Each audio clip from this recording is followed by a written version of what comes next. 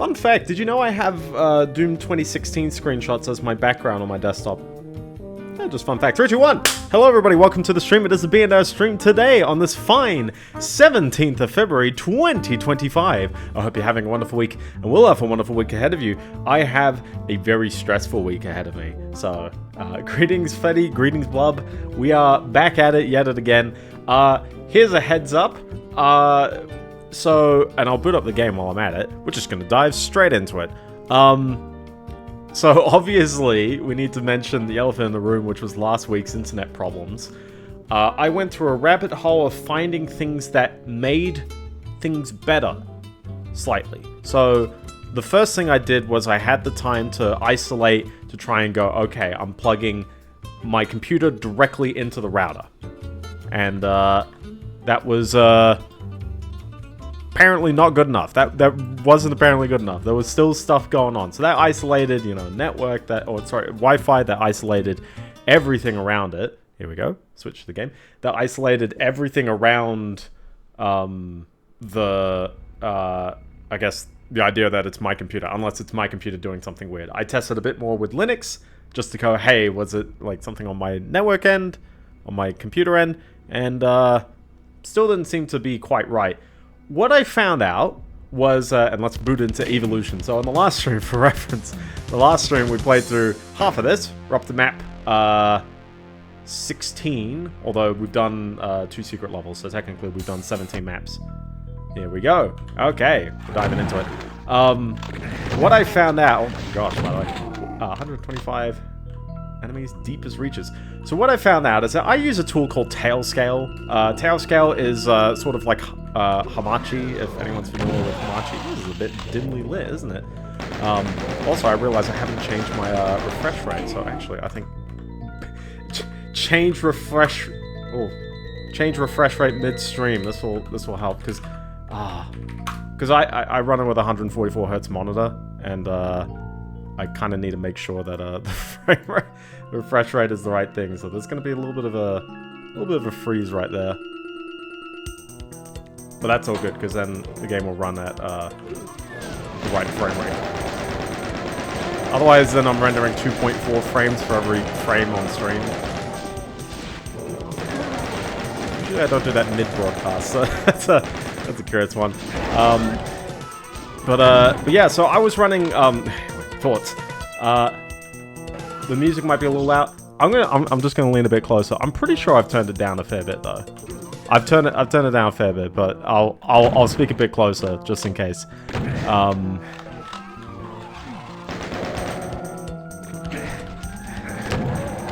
I was like, is the floor hurting me? And the answer is yes. Oh, what a crafty room to start off, by the way. This is just mean.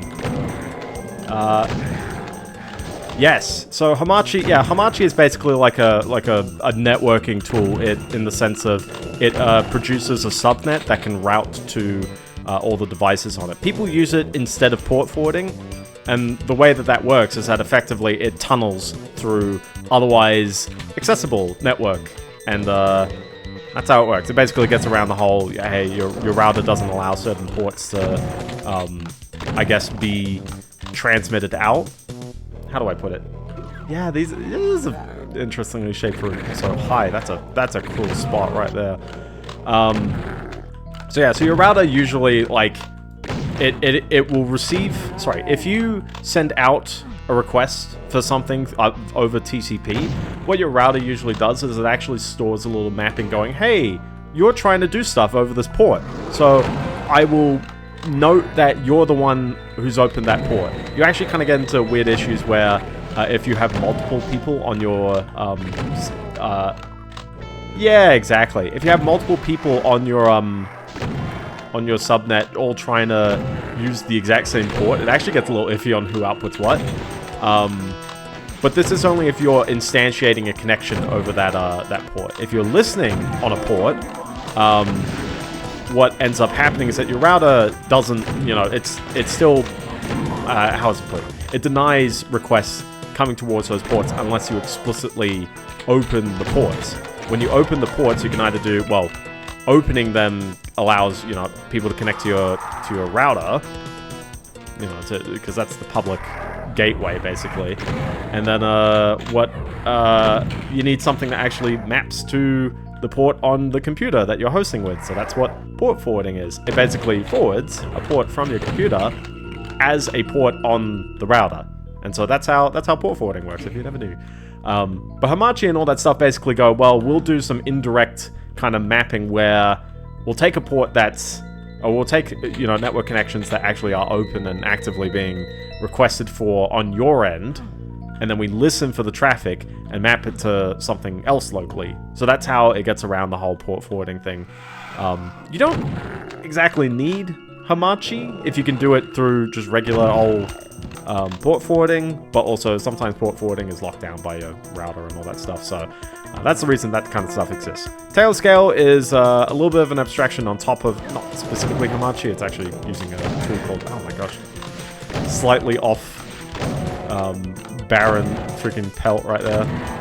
It uses a tool called WireGuard, but effectively the logic is the same. What it is nice at doing is that it basically gives you an IP address that is accessible via anything else that's also logged in on your Tailscale network, and it's really nice for that. I use it for my local sort of, I guess, development stack, my home server stack, and things where my external proxy and all that stuff can all access each other, and also when you're on the go and you'd be like, oh, I need to connect into where I used to be. You can do that. So now Tailscale has a functionality called exposing subnets, where basically you can, well, that's a bit curious. Did that teleport me like slightly in front of the, yeah, it did. Okay. It has a tool called exposing subnets, where basically you can say, hey, I have a subnet, 192.168.0.1 or something like that, depending on how you set up your local subnet. You can expose that such that anything in your network, if it accesses something at that subnet, it actually forwards it to the subnet. So that allows you to access non-Tailscale added devices through Tailscale if you expose the subnet. Now, here's a problem. What if you're on the subnet already? And then you send a request, but you're also on Tailscale. This is a fun little spike. What happens? What ends up happening, I realize, is that at least a certain version of Tailscale would upside down cross, very nice. A newer version of Tailscale would start looping, basically. It would go, oh, you sent a request towards 192.168.0.1, for example. I know that that's exposed on a subnet, so I'm going to, access that. Then it receives the same message again, and it goes, oh, that's towards 192.168.0.1. I handle that by sending that to a subnet. And rinse and repeat again and again and again until it hits some sort of max depth limit. The packet knows that it's been redirected so many times, and it goes, stuff it, I will handle it. And then it knows that it's itself, and then continues successfully. But what was happening is that on my network, when I was complaining about how it was like 10 milliseconds of latency to my home router, that was it. That was the reason. That was the reason, because it was constantly sending network requests to itself.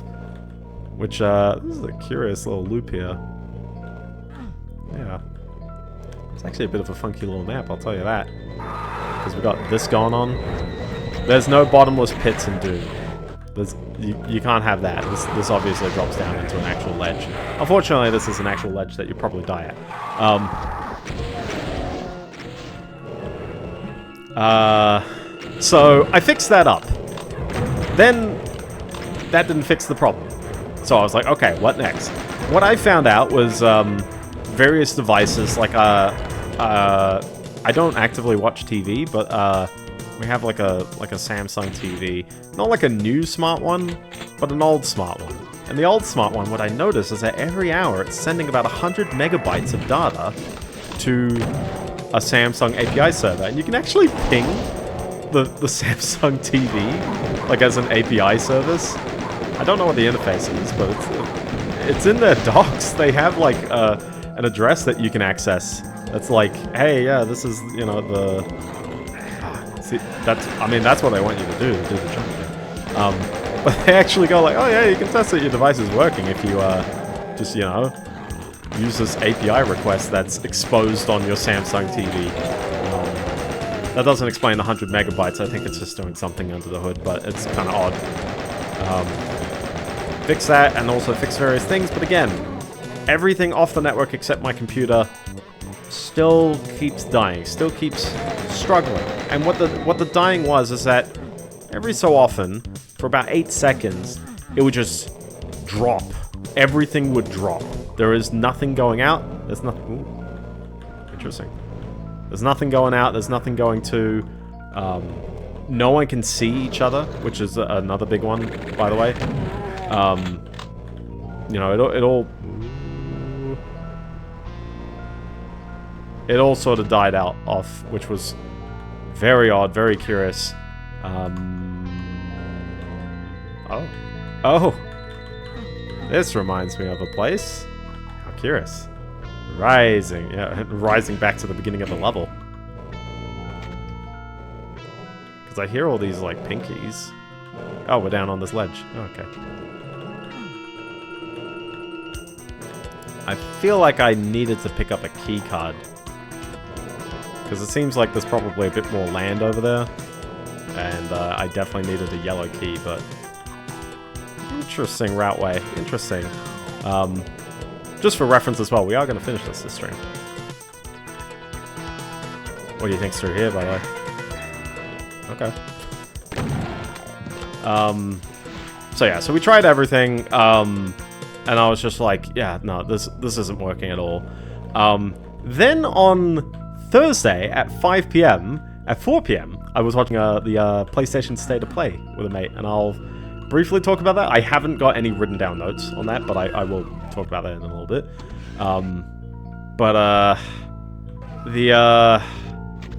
At 5 PM on Thursday, that, you know, several seconds of black hole just was really long. Like, much longer. It was like, oh my gosh, it was a minute. And then 2 minutes. And then 3 minutes. And I was like, huh, what happened here? So I go over to it, and I don't see, you know, I don't see the light kicking in at all for that Ethernet port. And I go, oh no, what's happened here? I reboot, still nothing. Absolutely nothing out of that port whatsoever. Now, I could switch the ports, because I'm using Proxmox on that machine. I could switch the ports such that, you know, one believes, you know, that they're doing the opposite roles fairly easily. And the other one works. The one that died was the one facing the internal network of my network. So, yeah, that probably explains everything. So, yeah, TLDR, I think the device just died. The Ethernet port died. Kind of annoyingly, I was noticing all this happening on Monday, which was February 10th. Do you want to know when I bought this device? February 9th, 2024. Also, ooh, very nice. I love using the skybox on the floor there. It's very neat.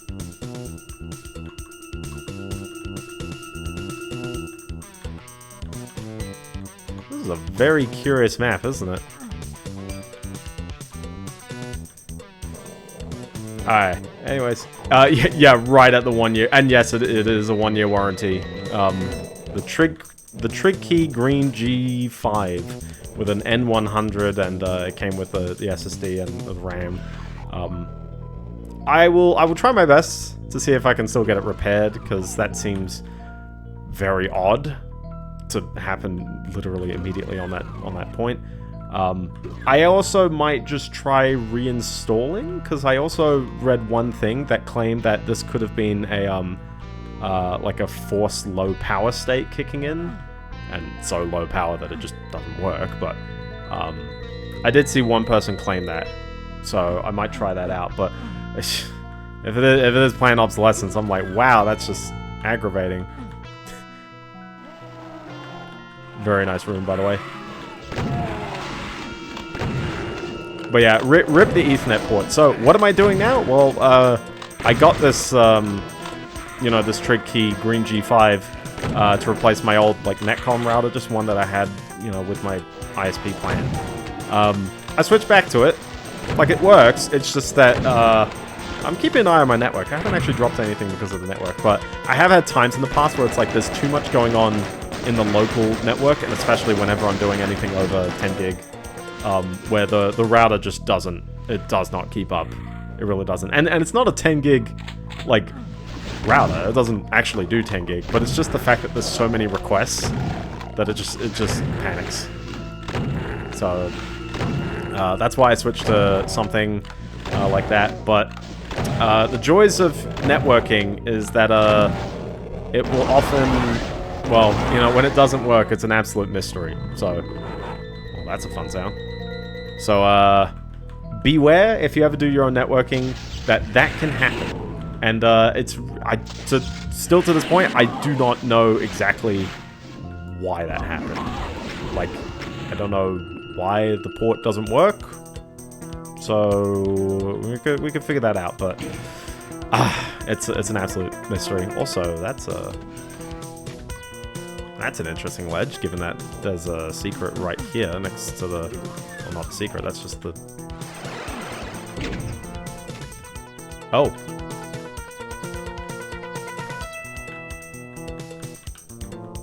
Oh, that's the end of the level? Well, what about the red key? What about the red key? We haven't done the red key. It's just chilling up there. Oh yeah, because when I plugged in my router, suddenly as well, I forgot that I hadn't factory reset it. I was intending to sell it, and I'm like, oh yeah, I forgot to factory reset it. So when I plugged it in, suddenly everything started working. But well, we gotta get that red key. But yeah, I mean, when you think about it, networking is like an absolute like magic thing. Like, I've got 2 unmanaged switches to help out, and it's like literally, when you think about it, a switch plugs in various like devices and then just, where are we going, by the way? Where are we going? You just plug in devices and then they all see each other, and if they're plugged in via multiple switches, well, then they all see each other. You know, they transmit everyone's existence across to each other. This is a weird room. This is behind the, you know, you can tell that that's about to lead behind the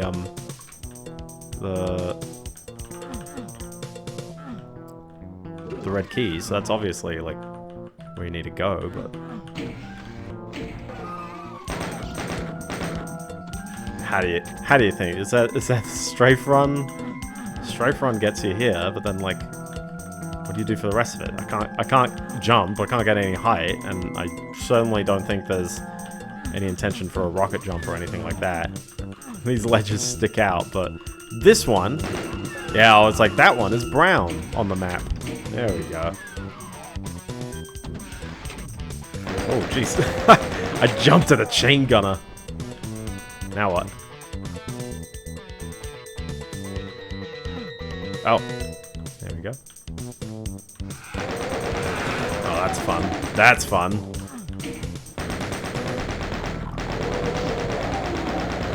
I cannot see anything in here. So, yeah. You know what else is brown? That's a stick. Brown and sticky. That's a stick. That lowers that.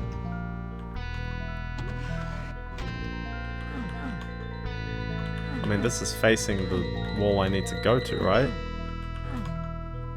Unless that is actually, like, technically not connected.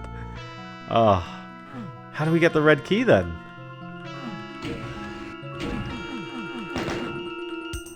Oh, wait, hold on. I did pick up a red key. When did that happen? Magic.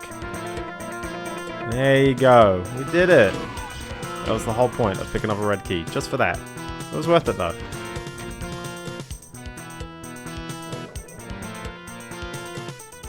I think we can call this map a success.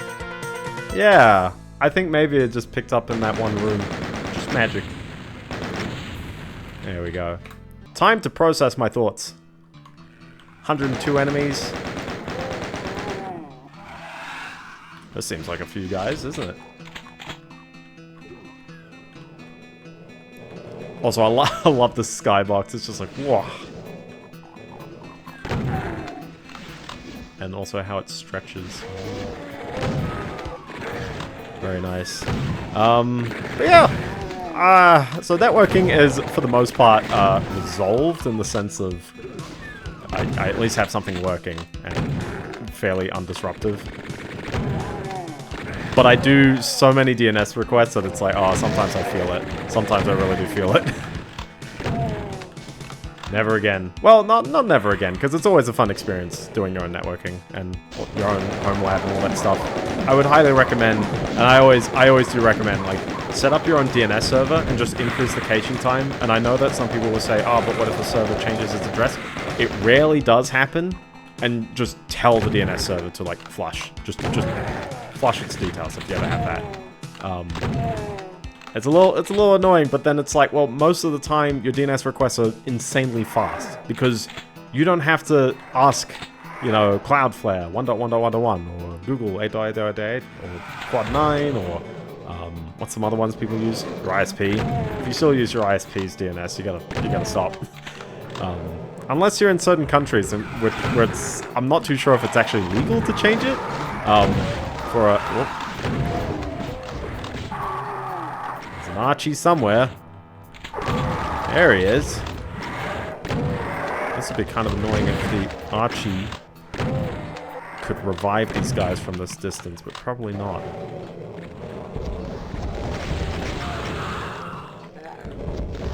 Can revive his mate though. Yeah, Google's, I mean, all of the you know, the better ones, the third-party ones are much faster than the ISP ones. Just very inherently they are. But changing it to something local gives you the advantage of, you know, you don't have to worry about any latency whatsoever. Just getting hit by another archfire. I have no idea where he is. But okay. I do have the keycard though, so we can't just go in. Bit of a dangerous barrel game here. This looks like a room, like a little like funnel with the enemies if you see from the top there. Yeah. Oh, okay. I think maybe we need a drop. We'll do that. Oh, that's fun.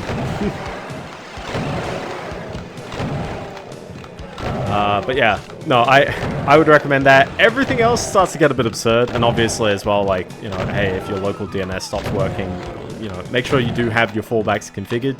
Yeah, usually your router should let you at least do 2 DNS servers. If they're nice, they'll let you do a lot of them. A lot of tools can usually accept up to 4. But yeah, you can just be like, hey, if my DNS goes down, just actually use Google's at that point. So you still get the benefits of it's fast and local, but you can, you know, you can always have your safety net fallback. Also, the nice thing is that you can block ads at a DNS level. So you can just be like, hey, you know, like, these ad platforms, never load them. Just tell my DNS, they don't go anywhere. Don't worry about it.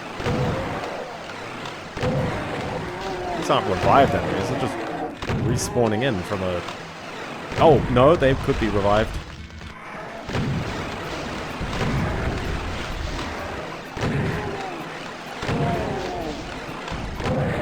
Oh, it's like, this is getting a bit ridiculous. Flashbang, by the way, sorry. The invuln flashbang. Always a treat. Now, the fun thing when you're invuln is that you cannot tell where the yellow door is. You gotta remember where it was. It wasn't that. Oh, that was the red key. Oh. My favorite.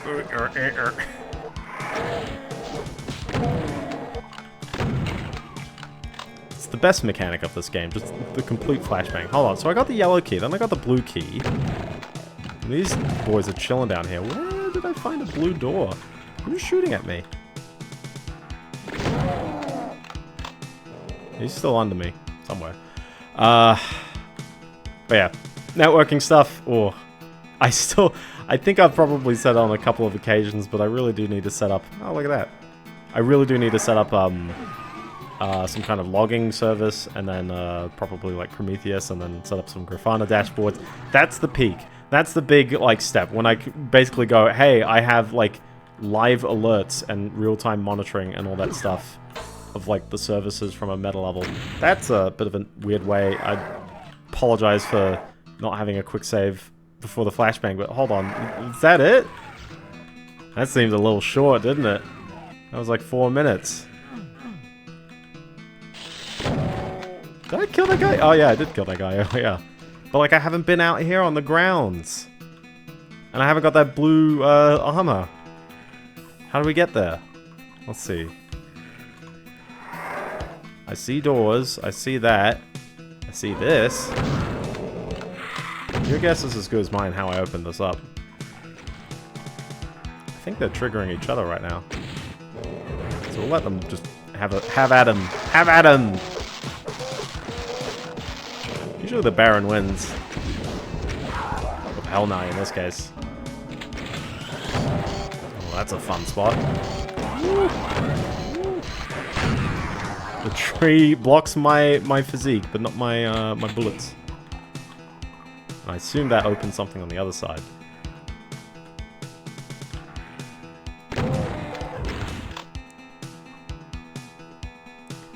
We're now in the guy. Ah, yeah, that definitely did open up the other side. There we go. Backpack, in case you need it. There's a painting. BFG.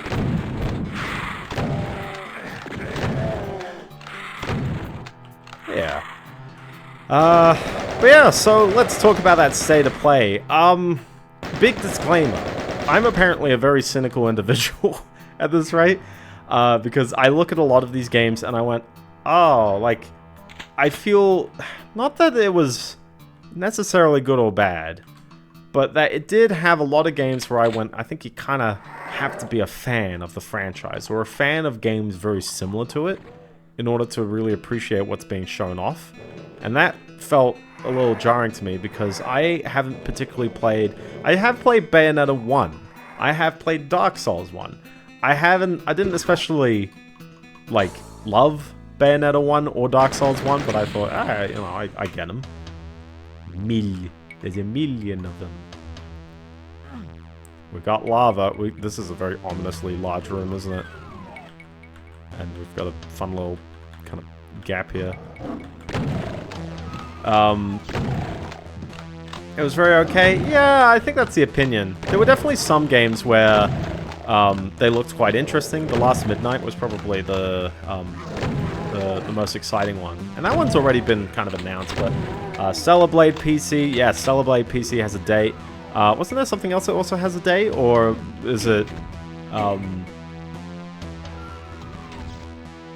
thinking Days Gone, but Days Gone's already on PC. It's the remaster that's always an interesting one. The Midnight Walk. Sorry, yeah. I called it The Last Midnight. Is The Last Midnight a different one? There's 2 Midnight games in that presentation. The Midnight Walk. Sorry, I do not have my titles listed. For some of these presentations in the past, I've usually had like notes on the side, and I'm just running completely blind here. But oh my gosh, by the way, nah, we are redoing that. That's a dreadful play from me.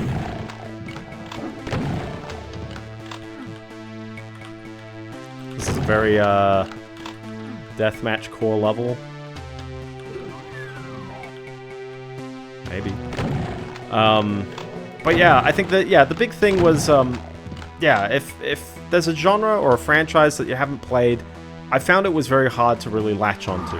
So, easy example is Monster Hunter Wilds at the very beginning, which is coming out very, very soon.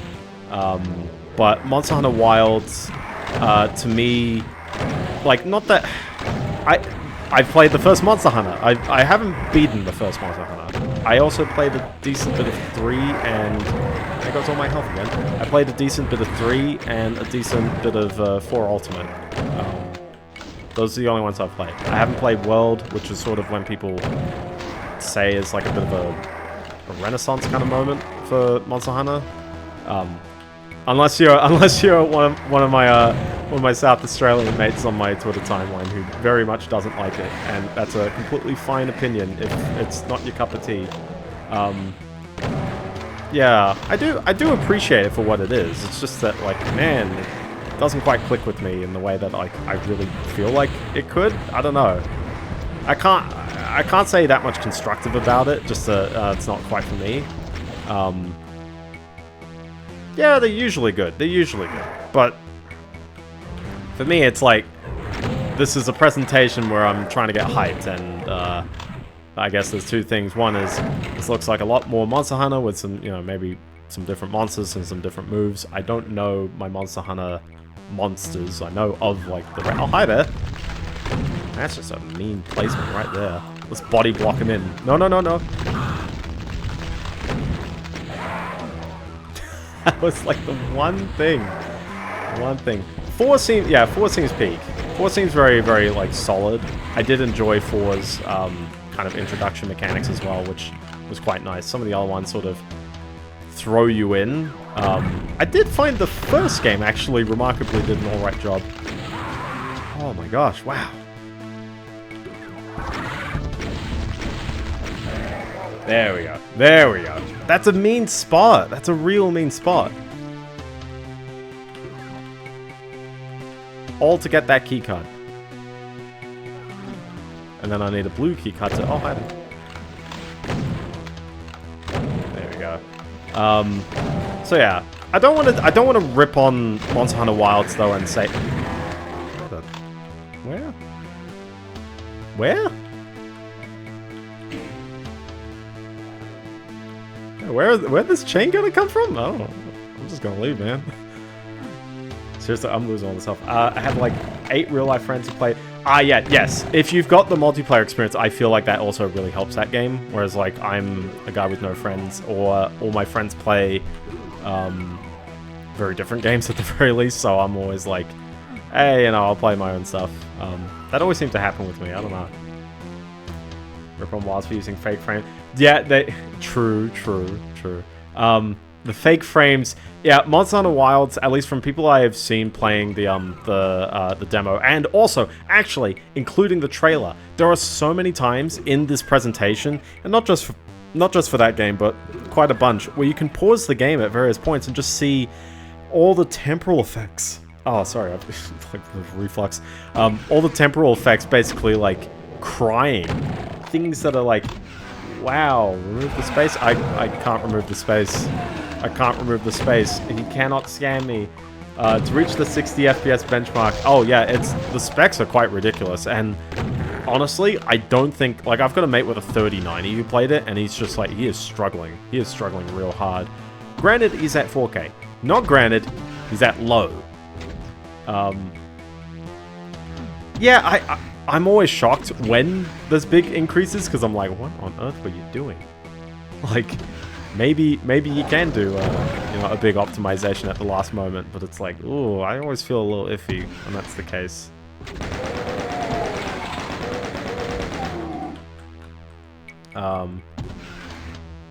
Yeah, optimizing doesn't...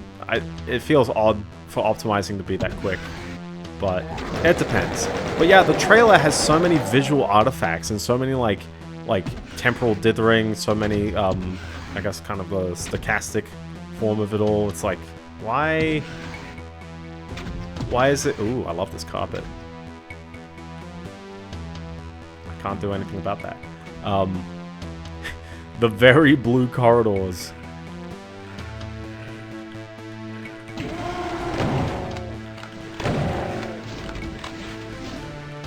There we go.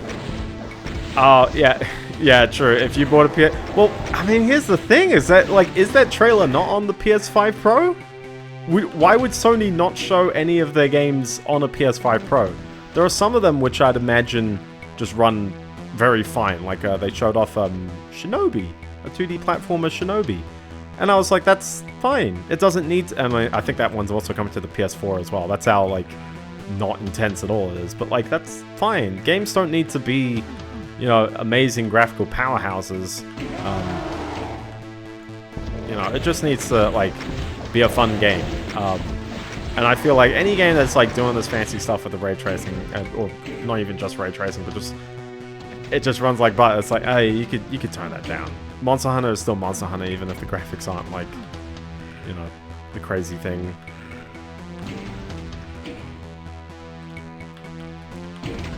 I don't know if, why there's a little pokey bit there. Yeah, they don't, what do you mean they don't have a PS5 Pro? They don't have a 1,200 Australian dollar freaking, oh my gosh. I have to go through here. This has to be the way, but I need to get a blue key. There was another room up there that also needed the blue key. And there's a room there that needed the yellow key. That's what I'm trying to decipher. So it feels a little odd for me to leave here, but it could potentially be there's just no... And that looks like that's about to jump to get the yellow key, but you got this big barrier in the way. And that barrier, I assume...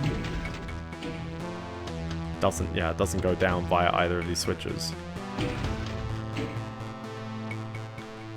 Nah. So what does make that platform go down?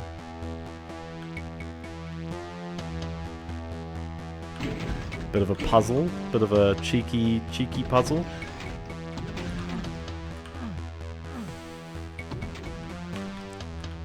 Is this a... Nope. It's not a shoot the switch kind of puzzle as well. Well, I guess we'll just come back to this. Yeah, sure. But yeah, the Shinobi game looked okay. I didn't mind it.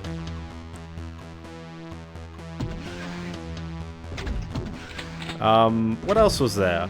So I'm going out of order, but there was a Days Gone remaster, which I always find is very interesting. Also, I always find it's interesting, especially to get like remasters of PS4 games. I know we had like HD versions of many PS2 games and sometimes even PS1 games. Yeah, the PS4 remasters feel kind of odd, especially when we had a console that did output at 4K in its lifespan. Like, do we really need, and especially a remaster that you have to pay for?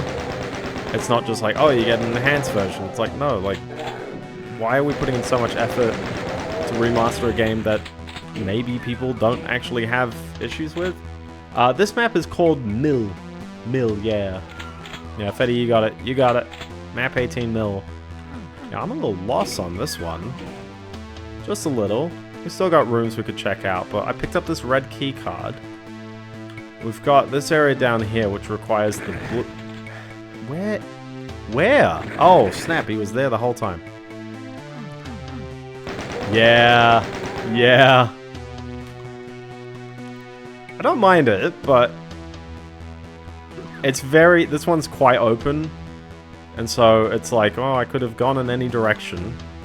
I haven't gone up here, and that's because there's the door, yeah.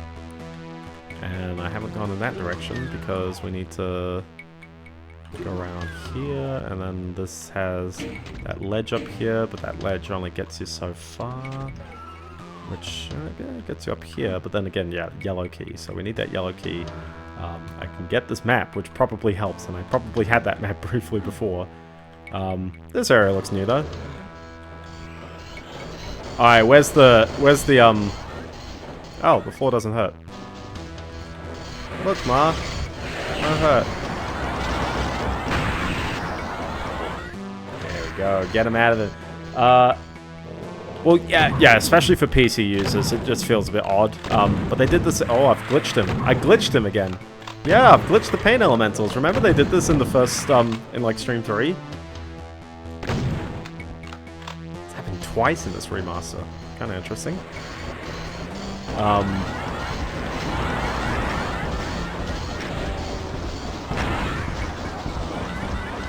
Very odd. But yeah, why do we need remasters on PC? I don't know. Remasters on PS5 seem a little there, but okay, whatever. Also, I swear, correct me if I'm wrong, I swear that Days Gone was not a particularly well-received title. I remember people just being like 7s, which 7 is still like, hey, you know, you can still enjoy it, but there's better games out there.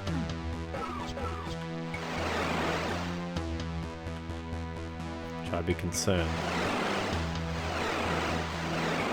Am I facing the same direction? No, I'm rotating. I'm rotating. I mean, it looks like there's a portal there, which I'll probably get to via the switch. There you go. Oh! Oh, you oh, come on! Excuse me. Yeah, I mean, if you like the game, I think that's fair. I think the waves of the zombies is very impressive. I do like that. Yeah, people have liked it recently. Maybe it's just like it was a bit more misunderstood. That's fun, by the way, having a lift that like takes forever. There you go. Blue key. Blue key. There we go. That makes sense. So it looks like the switch is behind that, so I'm just keeping a mental note there. But yeah, I think we're good. Yeah, it's tradition. Tradition. Give me that bot-ass clip. I'm gonna miss him this year. Maybe he's somewhere in Sydney. Maybe I can say hi. Bot-ass, if you're listening, give me a call. I want to say hi. And we can have a 4 and 20 together or something.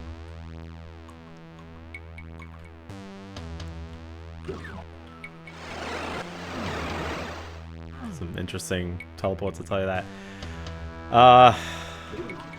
Yeah, exactly. And I mean, there's been various games that already have had, like, special editions, director cuts. It's like, why?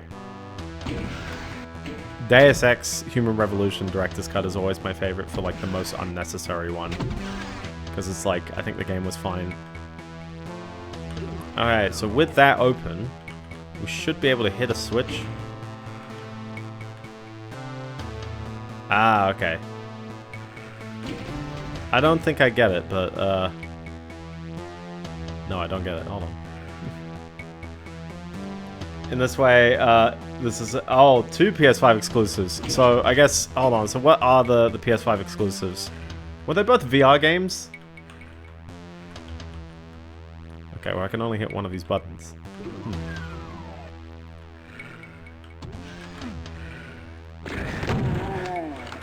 Hey there. Interesting lift room, but sure. Neither were VR. Ah, what were they? What were they? Because I completely miss them. Like, they never announced that anything is coming to PC in these, like, directly in the showcases. I'm trying to think of what was another game that I thought was neat. They had various games that I would basically say are like Bayonetta style kind of flashy spectacle combat games. This section, yeah, the blue room section. I'm taking my time on this map, apparently, I'll tell you.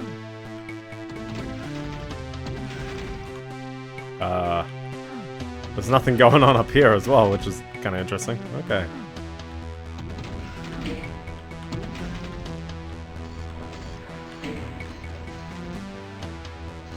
Maybe it's the goal to find all the hidden little secret areas. Very last game of the presentation. Oh, sorry. Okay, well, they announced a PS5 exclusive, but, like, it's not coming out this year. I don't know anything about that one. That was like it's fairly early, guys, kind of announcement. Like, you might as well... you need to do... And it's not pressing a switch. I mean, that... Hold on, that... Not pressing a switch. I did say announce, house marker, good devs. Made Super Stardust Ultra. Yeah, these like little ledges going down seem kind of curious, but that's not it. Not supposed to hiding anything there. I mean, it has to be in this room somewhere.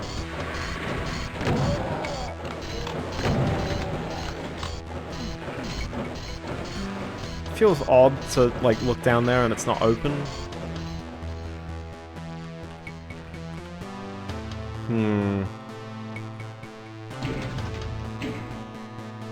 I mean, here's the thing. If it's not a button that you press, it's a button that you shoot. Or alternatively, it's a line death you walk over. Like, it's one of these three things. There is the yellow key up there, but again, it's like, I can't get there yet because this is in the way. So, I'll give you a minute. Give me a minute? Okay, sure. There's that switch up there. Oh.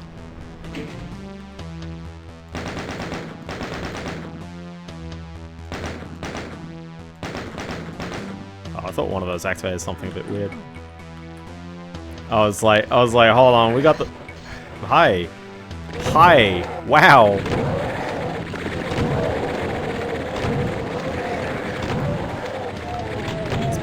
Bit of a chaotic room in here, isn't it? I'm not too sure if that was the it you were referring to as well, but I assume that lowered one more. We still have one side left. Yeah, yeah. It also didn't even react. It sort of just did the, did the action. But I thought, oh, that was a curious room because it wasn't leading anywhere. So, okay, so we've hit 3. Is 3 good enough? Nope. No bin either. Not at all, no. Yeah, okay, so what's the 4th one then? Just to double check, there wasn't anything in this room. Nah, not really.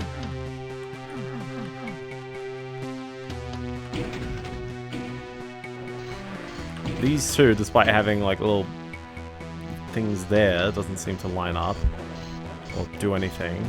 That lowered that. Where else? Where else am I missing? Unless we can... Nah, they've designed it such that I can't cheese it. I just want to cheese it. Like this. Like that. That's how I wanted to cheese it.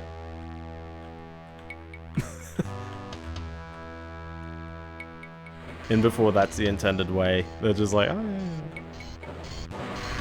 Cheat. Hey, I'm not a cheater. The map was just made that way. That still wasn't. Oh, that wasn't that. Cheater alert, cheater. Okay, fine. Fine. I haven't pressed it.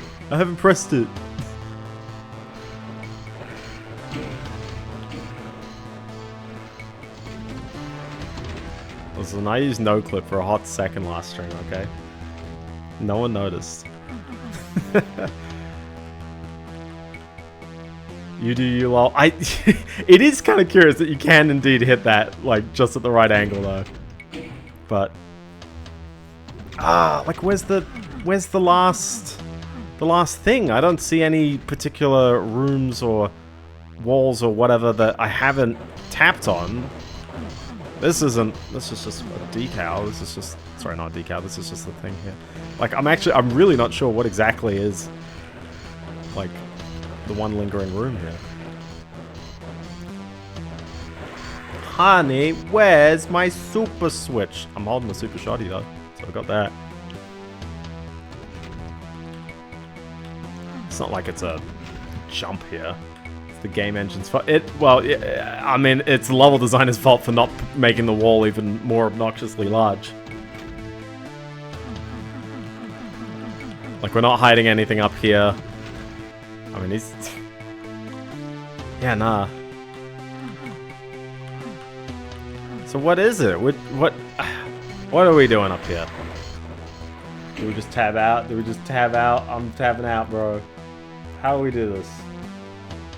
4 blocks, central switches. The outer side's blocked by massive barricades you have to walk through to unlock the forward switches outside the room. The northeast and southeast ones are atop the 3 lifts produced by a pair of barons each. The west lift has the switch directly in northeast, the ground level. Stand next to it, shoot the northeast line ahead, causing it to rise up.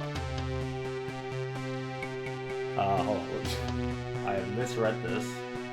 What?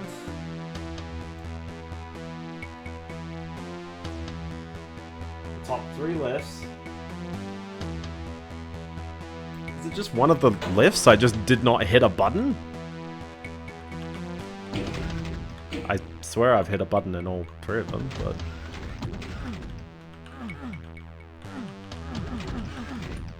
There's definitely no more button up there. Am I an idiot? I feel like I'm an idiot. I am an idiot. How many times have I walked past that one?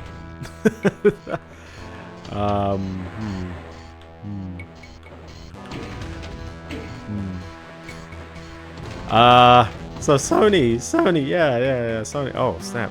That still wasn't it. Oh, now that's it. Okay. Yellow key, we now go back. Listen, I got there. I got there in the end. I don't care that I had to look up the Doom Wiki because I'm an idiot and completely missed an obvious switch right there. So we should be able to head in through this blue room. And then... whatever's going on here. Carpet floor. Very nice. We still got, man, I'm 18 minutes into this level. I'm taking my sweet time, and we still got like 100 or 70 enemies to go.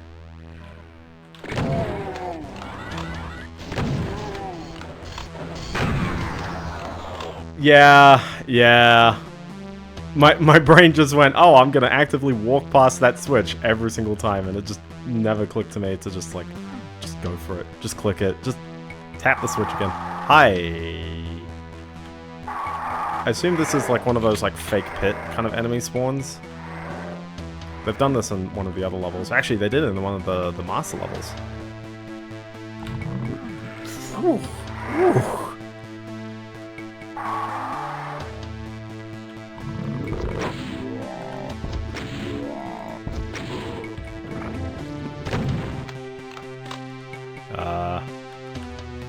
Do I need to activate a bridge or redundancy?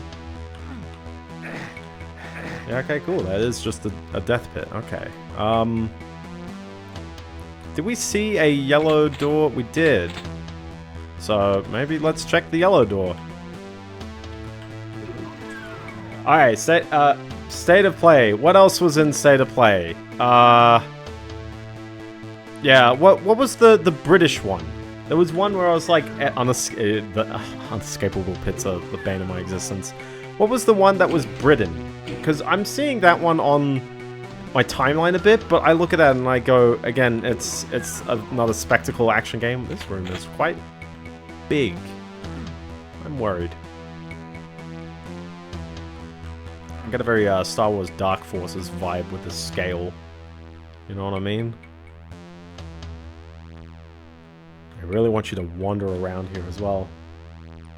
The Q Games Pixel Junk game, that was the other exclusive. What was... Oh, yeah. The one that was like, hey, it's like you're in a dream because everything is pointless. And then they described it as a shooter, and I was like, where was the shooting? Where was the shooting in this trailer? Okay, I just wandered around here, but... Did I miss anything just then? Dreams of another.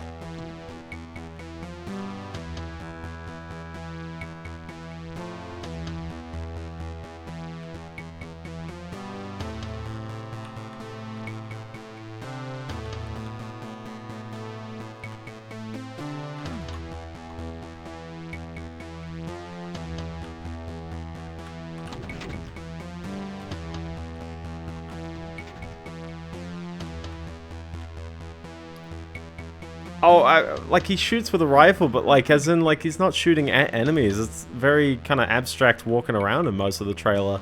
I was very confused like what even kind of game this was, and then it just was like, oh, credits, there you go. And I'm like, well, the visuals was neat, but like, what was I latching onto here? Where's the fun? You know what I mean? I think that's a big thing, is that a lot of these games sometimes forgot that they needed to show off the fun. Rather than destroy, yeah, your materials and rebuild. I mean, yeah, but like, what does this mean? I'm confused. I'm a very smooth-brained individual, and I'm just looking at this going like, oh, I got no clue. Also, I got no clue what's going on in this room. I feel like it's a bunch of enemy spawns that I gotta kick in. I'm not really too sure what's going on here. This is a little flashy kind of wall, but... that just leads back to the center. So, what am I missing here? And we've seen virtually the whole rest of the map. I don't think there's anything really missing. We've got all the keys. because we needed both the keys to get through here anyways. Want me to read the Doom Wiki? I've got the Doom Wiki. Go to the door requiring the yellow keycard located in the northeast corner of the map. Each room contains 2 teleporters and some air ducts. Shoot the northern panel on the west side. Oh.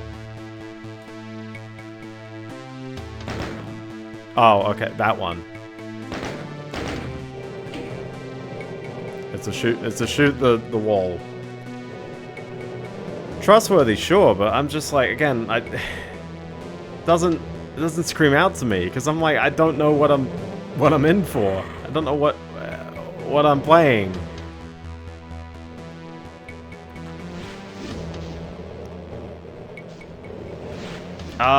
What was the one that was, samurai games feel like they're a little bit overplayed right now, but there was one that they showed off with I'm trying to launch some infighting going on here. This seems to be a me issue map right here. Whoop, there you go, that's what I was expecting.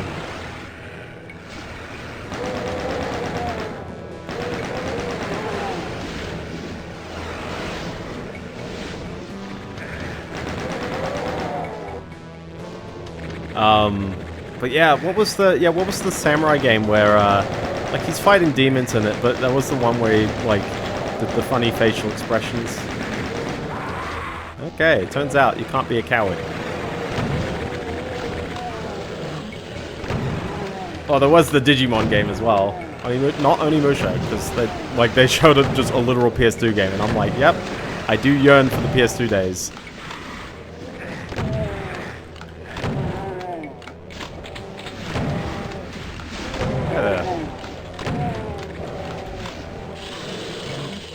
Gonna need that health.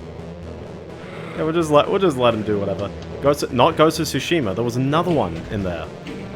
I don't think it was a first-party title. Alright. They're working on it. Yeah. Onimusha re-release. But that's not what it was it?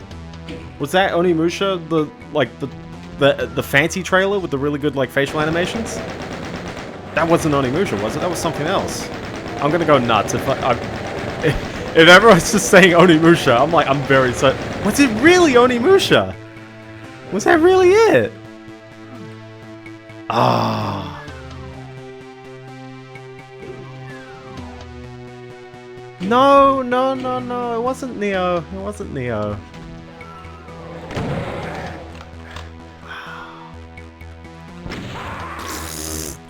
That's what I get for dissing Onimusha, apparently.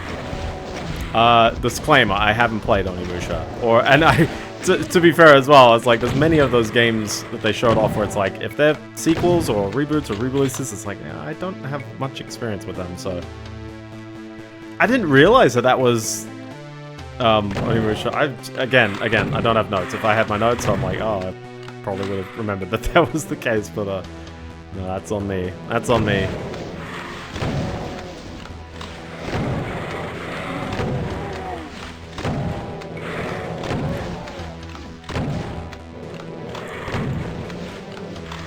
Okay, we had a room full of enemies. What was the reason we've done this?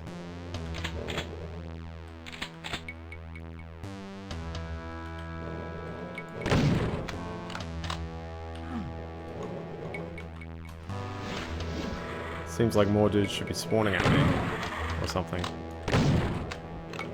You didn't make the enemies tie in with the spawns, did you? No, you couldn't have. There's definitely more where that came from, though, I'll tell you. Capcom and Sheet 2 Onimusha related announcements. Yeah, I thought the remaster, or sorry, the like proper sequel was not the trailer. I didn't think that was the same thing. I thought it was just like, oh, we've got to follow up, but that's on me. That's on me.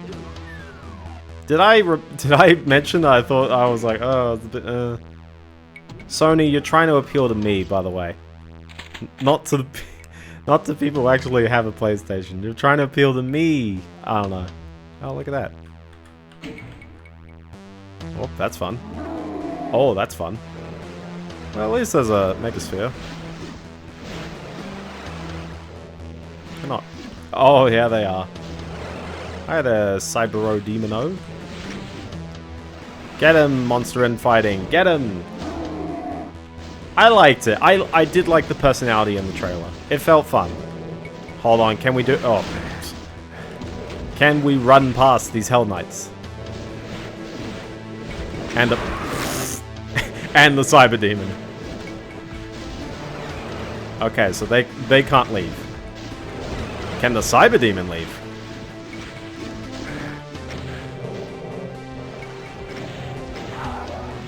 I don't think he can fit, so... Yeah, that's always interesting that, like, lots of new games have to do, proper, like, facial references now. Hey, I think that's fun. I think it's fun. Gosh, I would love to fit through here, but unfortunately all these Hell Knights seem to be, hell-bent. Get him! Oops.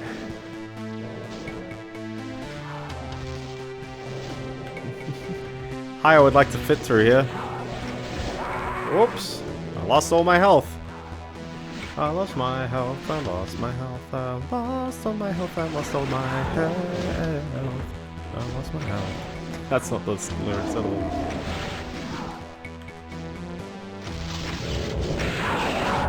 Okay, see ya. 27 minutes. We are taking our sweet time. That was only 3 levels. Shipping and respawning. Initial doot right here.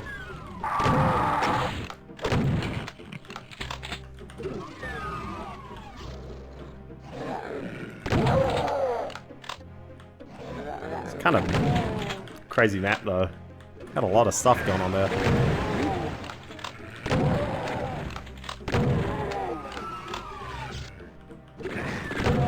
The cute map, exactly. We got the TNT textures again. Ah. Ooh. I don't know why, I thought I saw a Berserk pack for a hot second. I do like these TNTs. Oh yeah, Borderlands 4. Oh, there was that. Okay, real talk. Borderlands 4 showed off such amazing features, such as some weapons, when you reload, you throw the gun and it explodes. You have a ground pound ability. And you shoot psychos. We haven't moved on since 2014, apparently. I'm looking at that trailer going... That's Borderlands. That's one that I have played a game in. Yes. Yes. Yes.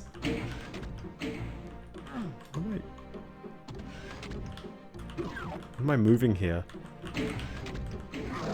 Oh. Ouch. Decided to not aim at a wall. Ugh. Well, I mean, yeah, that's not in Borderlands 1. That's specifically TDR weapons in Borderlands 2, but, I'm like, that's not new. And they played it all from the first person as well, so it's not like you really knew the character that was being shown in the trailer or particularly any abilities. Like, they probably do have an ability, but it's like, I don't exactly know what they were trying to do there, but sure. But like, it didn't look exactly new in any way. And for a game franchise that has pulled a sequel with the word new in it, like it's New Super Mario Brothers. Oh, Gearbox is one of those companies that I like forever berate. I really do think that other than Opposing Force, I have, and potentially some... I haven't played... I think they did one of the, like, earlier Medal of Honors, didn't they? But, like, other than that, I've never played a great Gearbox game. I've played fair ones. I think Borderlands 2 is a fair game. I don't love Borderlands 2. I really don't like the first game. But, like... Yeah, like, man, that just seemed very just dry. Very just like, oh, okay, sure. I will forever roast Borderlands 1. I would go into a huge, like, legitimately, it's not on my, like, immediate to playlist, but that is definitely one where I would actually, like, do a playthrough and I would roast the heck out of the whole thing. Because I legitimately don't think it's... Yeah, they were saving it for the same plate, like, why? Also, hi, I picked up a keycard just then. But, like, it blows my mind.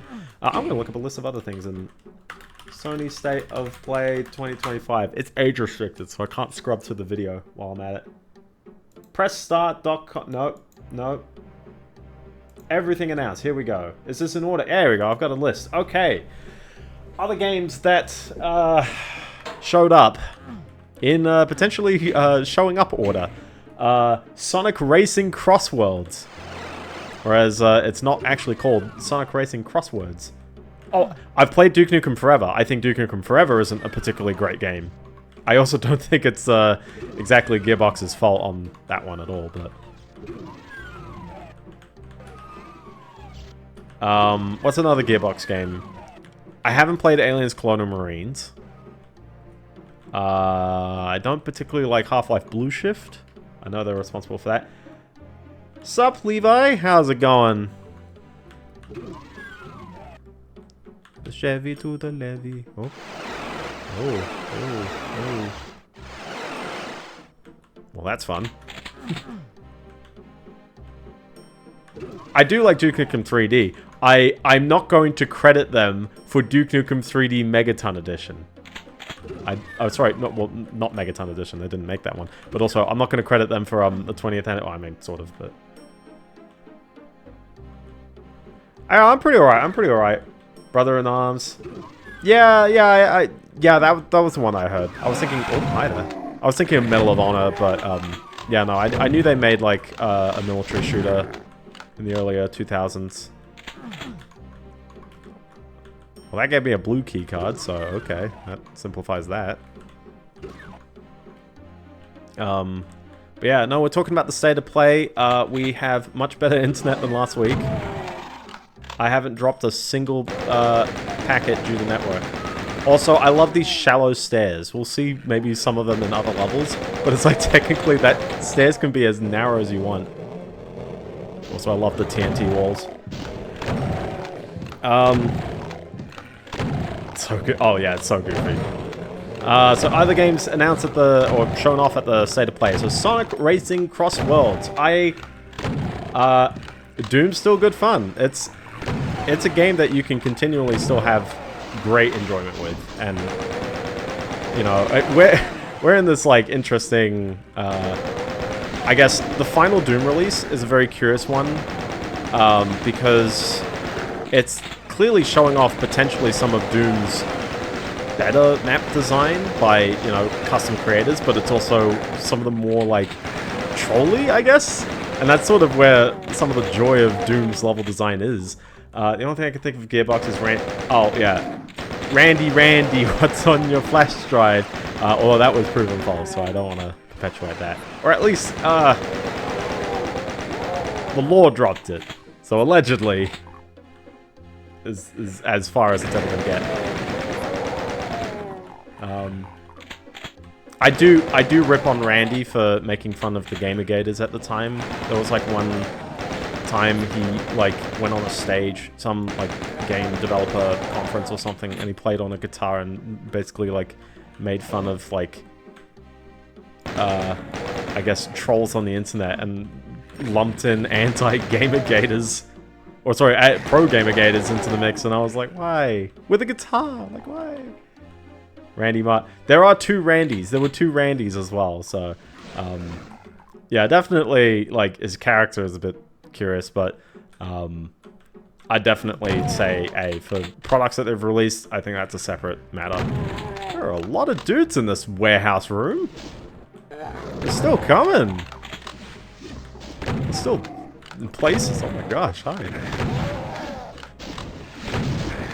Yeah, the ukulele apology. Yeah.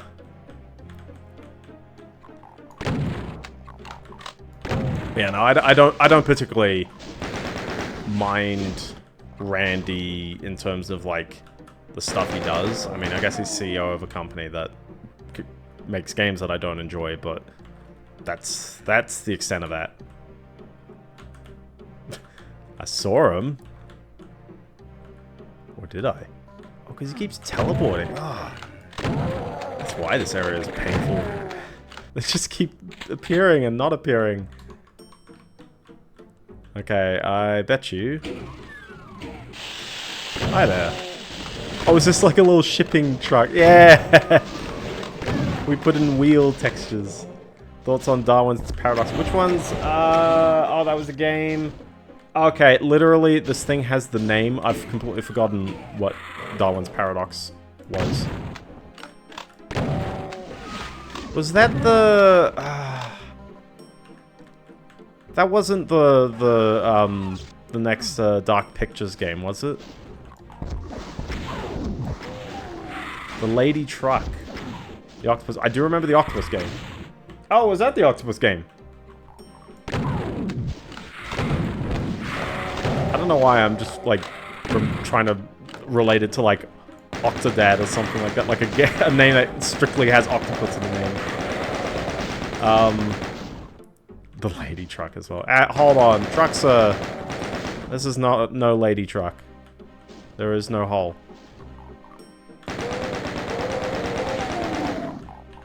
This would be a very annoying room for a very certain enemy to be the very certain one that appears. We ship Cacodemons to you by the end of the day or your Caco is free. Alright, that's free Caco. Hold on, yeah, there you go. Oh boy. They're gonna do it. No, no, they didn't do it.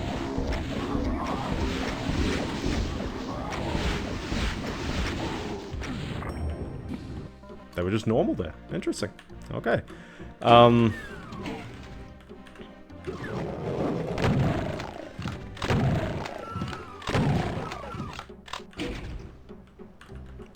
That's a fun indicator. Because you can't have the wall... Well, you can't have the wall texture change. Yeah, the Octopus game looked neat. There was that. Yeah, Sonic Racing, I can't tell you much about it. It's more Sonic Racing. It has a hopping through portals gimmick, so we'll see how it goes, but sure. Certain pain in the ass. Yeah. Yeah, the Octopus game looked okay. War boy. Not bad. Still bad.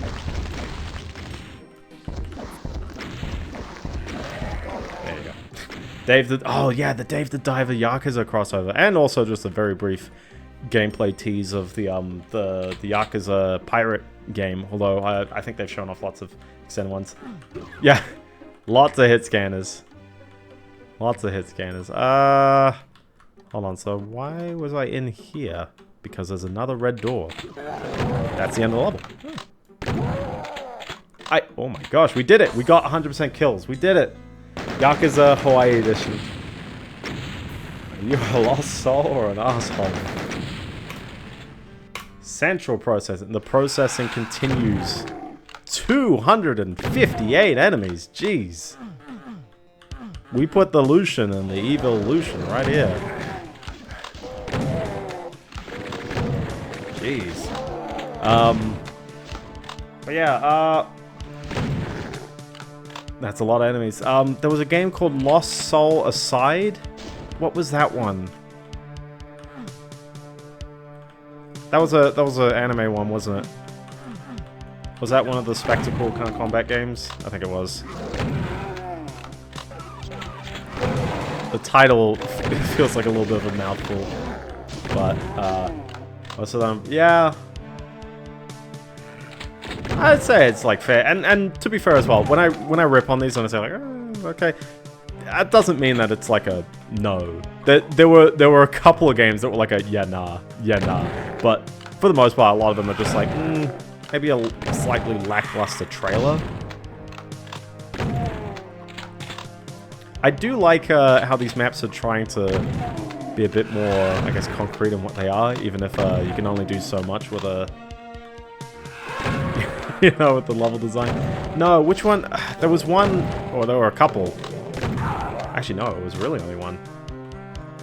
No, well, yeah, no, I shouldn't say that, but you know what I mean. It's like there are some that have strictly like the anime aesthetic, and then there are some that are just like, it's just Japanese. Like that's.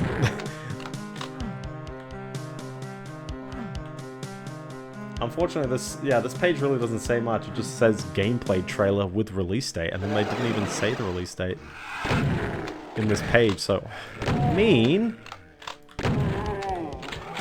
I wouldn't mind a mega health or. Whoop. Okay, that one's on me. That one's on me. The Warriors roguelite. Oh yeah, there was that. Okay, listen. I looked at that and I thought that's actually okay. I'm cool with that. What else we got? Splitgate 2 has an alpha on PS5. I remember people being a bit peeved by the Splitgate 1 sort of teasing that like the game was over, which is a bit odd because it's like, well, it's not like off. Yeah, exactly. A roguelite fits very well. There's lots of games where like roguelites actually work really well. Shout out Prey Moon Crash. Shout out. Good DLC idea. We took System Shock and turned it into a roguelite. And we added an ending to it as well. Splitgate, yeah, I was like, that was one where it's like, what is 2 about this? At least Overwatch 2 doesn't have loot boxes. Or 6v6.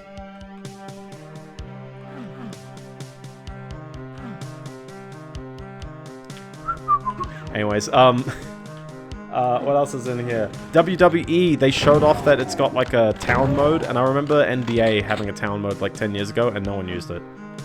I didn't, like, at least whenever I'd go on, no one's using it. So, yeah, I know. They re-announced loot boxes, and they're bringing back 6v6. Is 6v6 like a primary mode, or is it just like, it's just like arcade shenanigans? And I believe the loot boxes are not coming back in the original form. Like this, they're not doing the level up loot boxes. They're doing loot boxes as a reward for the battle passes, which is just like, hi, that's really not good. Like I know people meme on the predatory kind of loot box system, and I think we've had, sorry, like coining things as predatory, but it's like, oh my gosh, like we're really not getting any better, are we? Gosh, it's so annoying dealing with these lost souls over here, isn't it?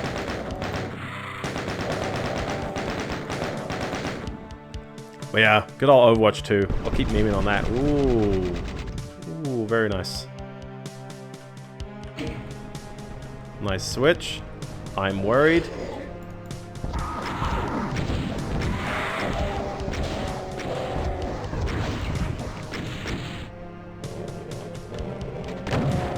That was a very nice room. Good job. Yeah, I mean, the thing with the Dark Pictures games is that they are very hit or miss, and I think people have gotten their fix. You need to do something a bit newer with it. I have played Man of Medan. We memed on Man of Medan last year, me and a mate. Oh, I was expecting that to actually go up. Oh, now it goes up.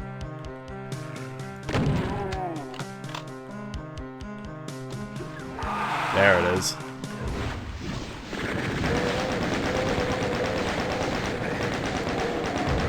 Oh my gosh. Wow, the hit scanners. Wow. Okay. Yeah.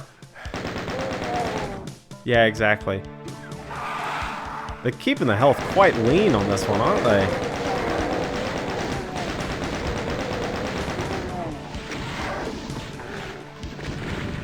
Oh, I am hearing some guy shotgunning. Somewhere. Oh, there he is. New Five Nights at Freddy's. Five Nights at Freddy's. That's not the next... Oh, yeah, okay. Now, I think you're reading the same list as me at this point, so I think we're all good then. But yeah, Five Nights at Freddy's. That's another one where it's like... I think it is a logical next step to turn Five Nights at Freddy's into some first-person fancier games. I've done it already. I haven't played. It's like, what, like 29 Five Nights at Freddy's games. It's a bit too many for me to keep up with.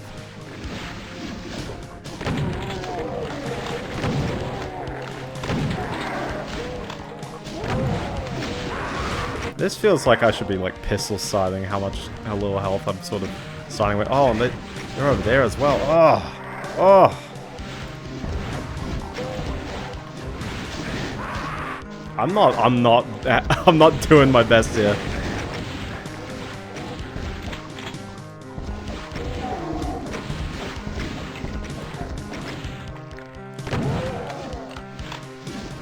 We're good. We're good. We got there. We got there. We're good. We got there. But yeah, so there's the Midnight Walk, that's the one. Darwin's Paradox, that's the octopus one. Oh, you could just walk over these. Oh, that explains everything. Okay. Security breaches. Hell, yeah, Hell Is Us. When I watched that trailer, I was like, that's Elias too fexy. That's Elias too fex. Is it too fexy or too fexis? That's the guy who does Adam Jensen's voice. And he's in, various TV shows a little bit. I miss him. I do miss him. We are never getting that Deus Ex sequel, are we? It ends on a cliffhanger. I didn't grab much in the trailer. I was a little too busy thinking about Elias too fexy as well. But shout out, you the man. We need if you're in Sydney, we need to go have 4 and 20s with Powdery Badass.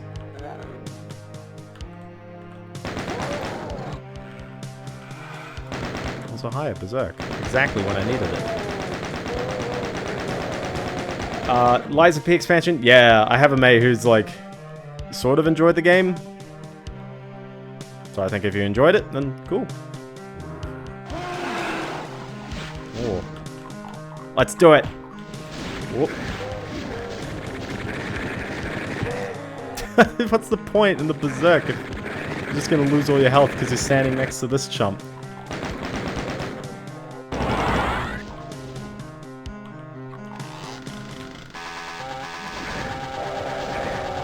And also, what's the point if you're just gonna do that? Yeah.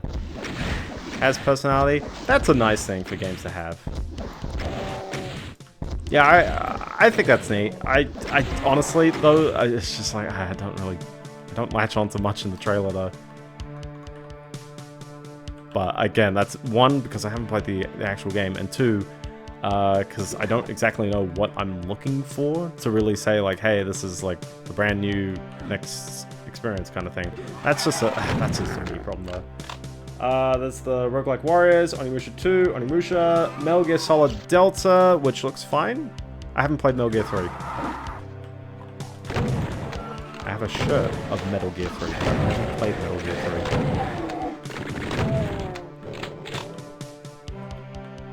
3. This is a fun switch.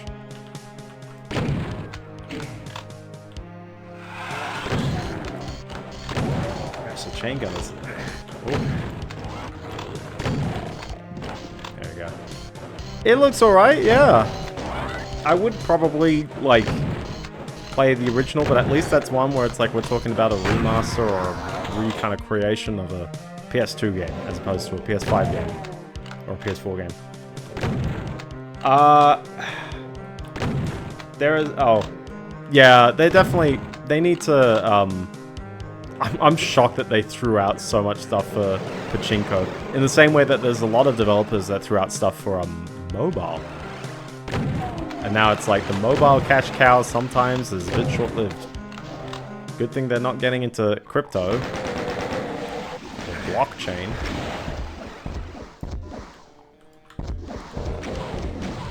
This is a very Duke Nukem kind of level, isn't it?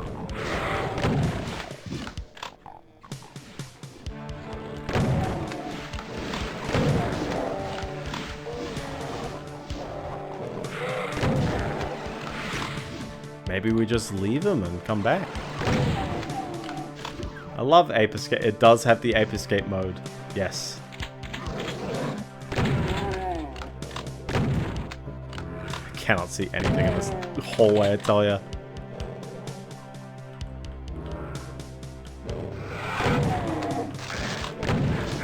Ow. Japan really loves the pachinko. Yeah, there's a bit of that. But at least Konami's realizing that. Also, Konami's releasing that Yu-Gi-Oh collection in 2 weeks or 1 week. Metal Eden, yes. Is that the next game? Hello, that's last. Liza P. Dream of Another, that's the one. Days Gone Remastered. Goddess of Victory, Nikki DLC for Stellar Blade.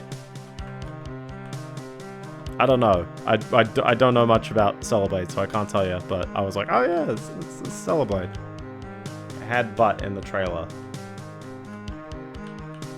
So depending on who you are, or either so back or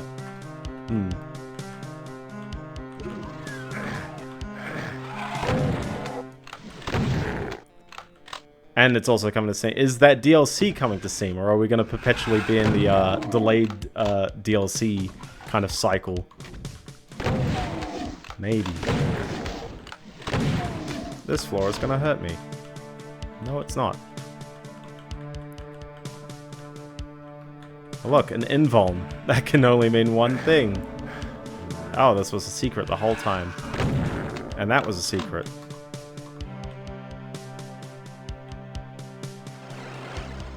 That's a fun sound.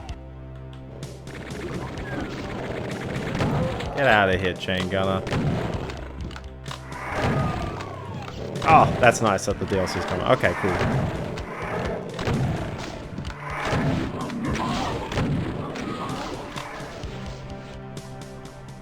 Hold on, the ceiling's coming down and I'm probably in the worst position. Get out of here. Oh, it's just armor. Oh. Okay, cool. We'll take the armor. We'll take the armor and run. Metal Eden. Yeah, which one was Metal Eden? That's, Which one was Metal Eden? That's not in this page.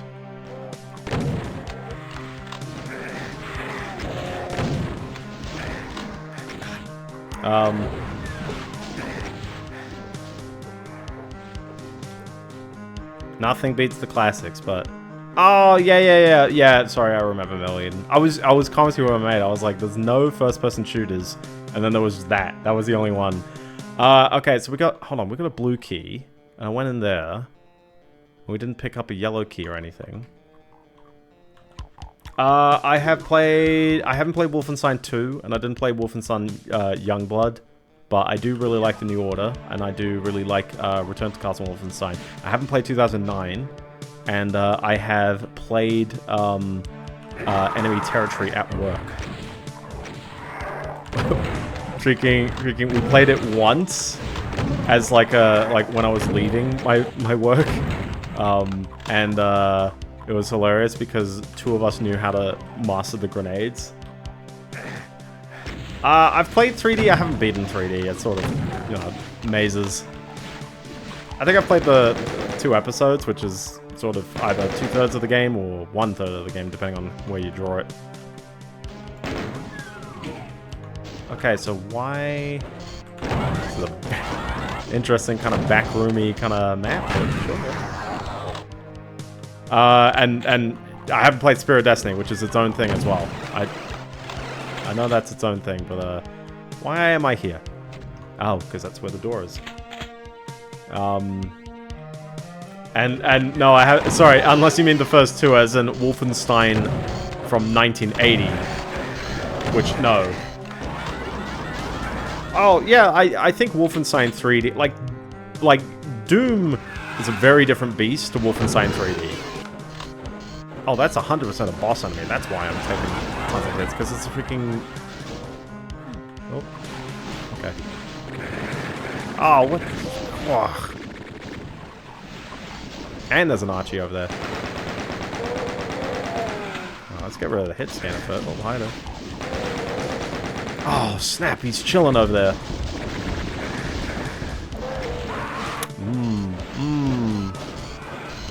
How are we gonna do this? We need to, like, get out of here.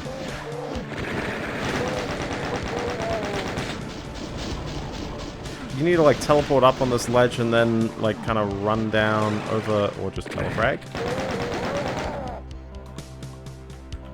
Okay, I'm just running quick. The mission packs, yeah. I mean, yeah, Wolfenstein 3D is like constant bait as a game. It's as in every level is like constant like just memeing, and whereas Doom has this like fun synergy where different weapons have different kinds of enemies that they're, you know, pretty good or not as good against.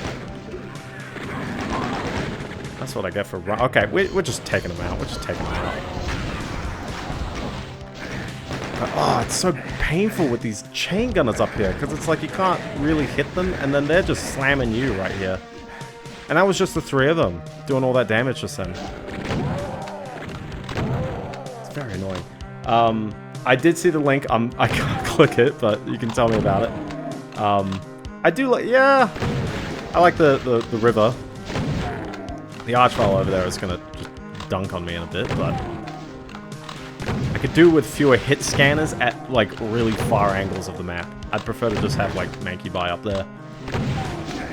Fat targets that like, you know, are propelling everything. Where's the Archie? Where'd he go?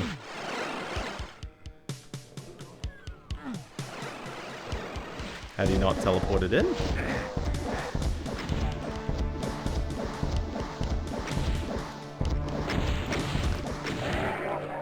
I'll accept that. Yeah, sure. The trailer to Metal Eden. I think I remember. I mean, it was part of the showcase, but it's just weird that it's not on this like on this list of like things they showed off. This page forgets. So, other than that, I think we're good. There's a game called Mind's Eye. Oh, yeah. Okay, the Mind's Eye trailer was like the actual like miss me with that trailer. That game looks legit just so jank, and like I can't explain. I cannot explain, but like the combination of like shooting and driving, and it's like, oh boy, man. 2010 has come back with a vengeance. That's a very like we've seen better days kind of game. So. Huge props to seeing that one, I guess. Blueprints. That one actually seems alright. I like that concept. It's like you explore a house and the house is a random layout. That's the fun of the name.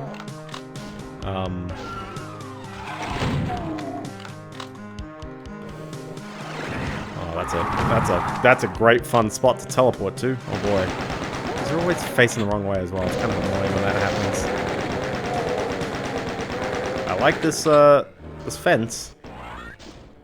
I don't. Oh, very nice. Oh, oh, oh. Hi there. Oh my gosh, it's the big canyon, isn't it?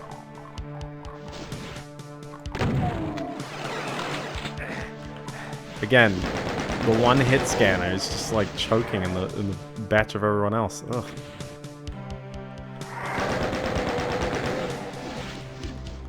So I like how we're an hour and a half and it's like this is the 4th level. I still gotta do 10 more. No, blueprints. Like 1999 prints. But it is a pun, so okay. Gently drop down the ledge. Oh, is that a...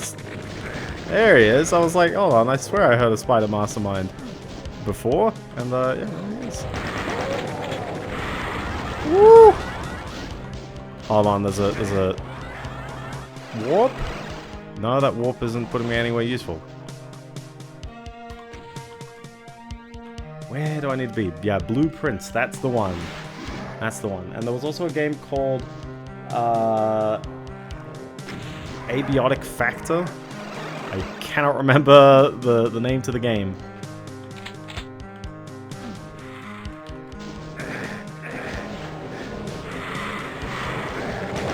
I think I've got to follow that walkway. Oh boy.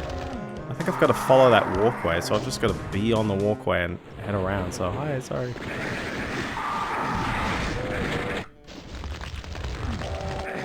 This is a bit awkward. This is fairly awkward. Which one was the, hold on, it seems like Takes Two too. Yeah, that was the one. Split Fiction. Oh yeah, that's the one that was It Takes Two too. That one looks fine. I'm not too sure if it screams out to me as like great as It Takes Two, but I think we'll also see. There you go. I was like, hold on, we gotta get down to a ledge. I'm just gonna like bail out of this map, man. This is a swarm of enemies at the end.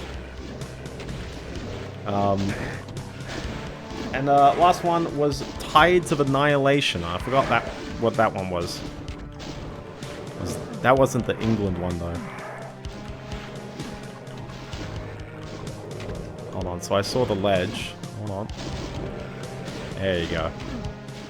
Okay, so all you gotta do is just navigate around this ledge and hope for the best so you don't get killed by the hit scanners. Right?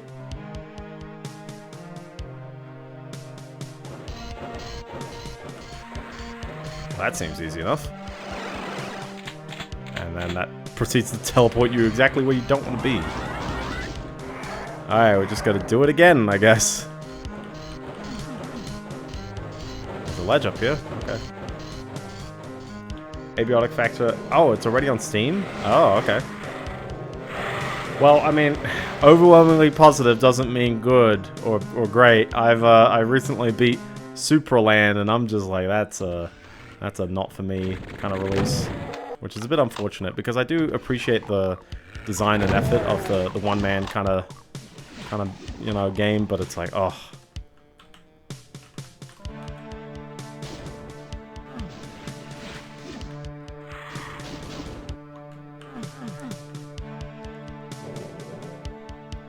What's going on here? It's an okay, it's an early access. A wonderfully funny Steam review. Ooh, very nice.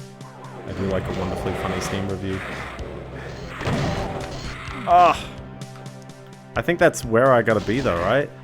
Because this ledge stops. What an interesting like kind of layout for the end of this. It was okay, but then ended with the line 7 out of 10. Oh yeah, exactly. This is the central processing map, not the climb the mountain map. Hi there. Hi there. Okay. Cool.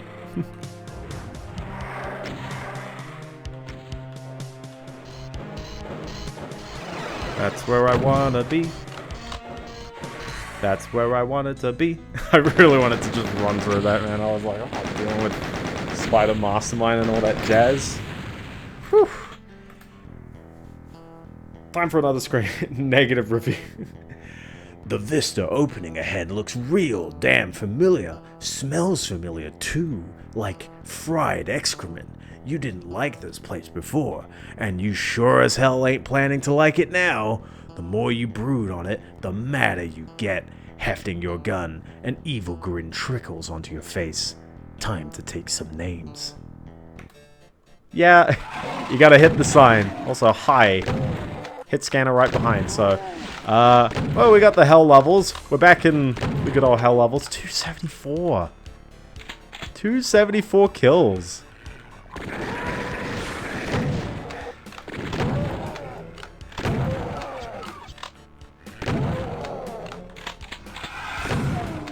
We're gonna be here for a while, aren't we, man? I don't remember Plutonia's levels being tons long, so maybe Plutonia will actually be an easier time. City loathe this map. It is. There's a lot of enemies, and we got these like kind of transparent windows, which I feel like is a hallmark of wonderful. Oh my gosh, hallmark of wonderful Doom level design.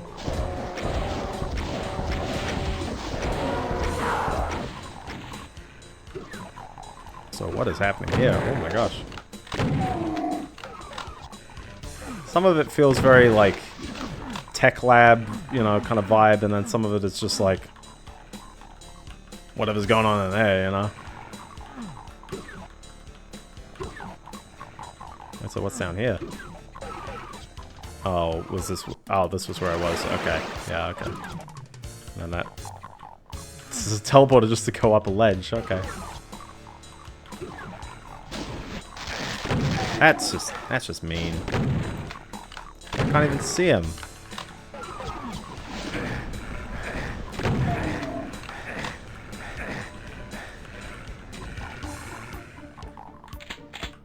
That's a bit mean, yeah.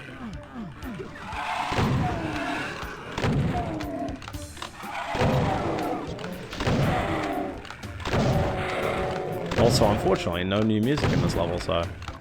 anyways, at the end of the day, there was a lot of stuff in the state of play. I'd probably recommend, like, just give it a watch. That's what Sony kind of wants you to do, but at the end of the day, a lot of this is, I'm very not... I don't know why. Am I, like, a jaded individual because I don't warm up to, like, new video games anymore? And the answer is, probably not, but...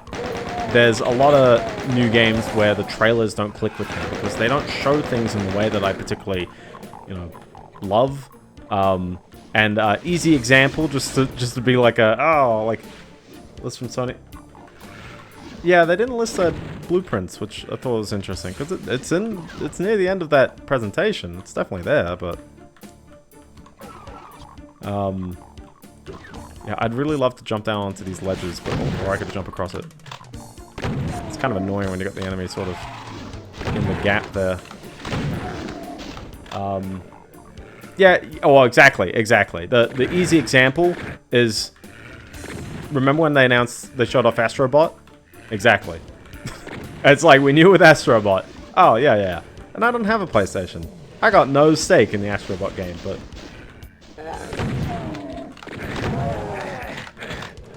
Look at this, come on. It's just kind of annoying they're up there. Ugh. Here is the scoop. Hold on. Yep. I should probably use like the chain gun to take out these higher guys.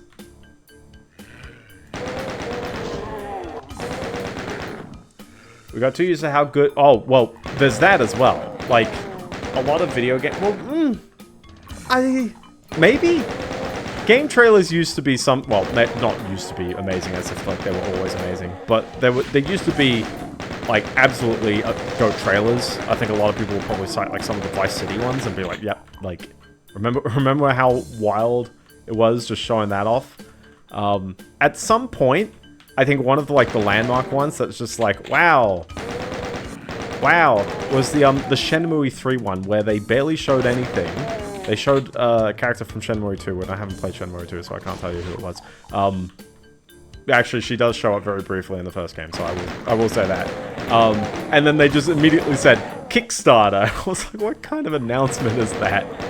But, like, that was the most hyped thing in, like, that... I think it was a Sony presentation. Rome Total War, yeah. I remember, probably ages ago. I remember the Smash Bros. Brawl one. People were going nuts over that.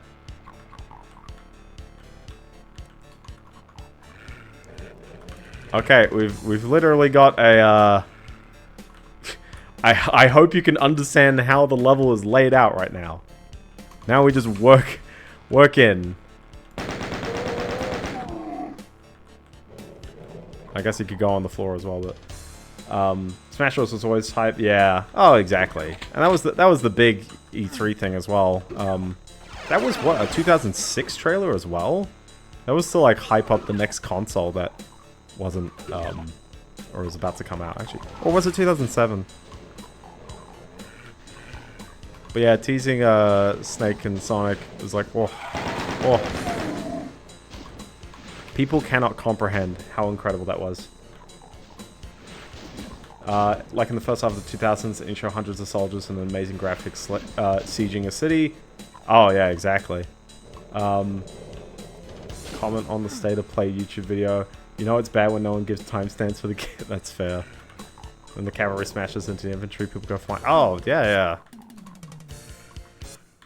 These trailers were big, and I think that's slightly a lost art, but it's also like, well, they never disappeared. Okay, I've got to somehow find a keycard. No way is a keycard down in the sludge, because the sludge was bound to hurt me. Oh my gosh, there was a keycard in the sludge the whole time. Ooh, telefrag. Did you like that one? Yeah, companies have been lazier, and there's always been lazy trailers, but it's just, yeah, it's... I mean, I wouldn't even say exactly that Sony is, like, lazy right now, or that, like, oh, you know, Sony have never been good. It's just that, like, sometimes, and I think, honestly, what this is that, like, they have a lackluster presentation. They don't have things to show. Just like Nintendo didn't have things to show in 2015 or 2016. Remember E3 2016? That was exclusively Zelda. And that was pretty, you know, gutsy. But, like, they had no faith in Pokemon Ultra Sun, which they also announced in that presentation. They just went, we literally just have Zelda. And also Pokemon. But mostly Zelda. Oh, snap, hold on, we got the weird thing where I'm seeing the floor rendering through again. Yeah, that's fun. Hold on, it's kind of hinting that, like, I can climb up here. This is gonna be fun, isn't it? Oh boy. That's good.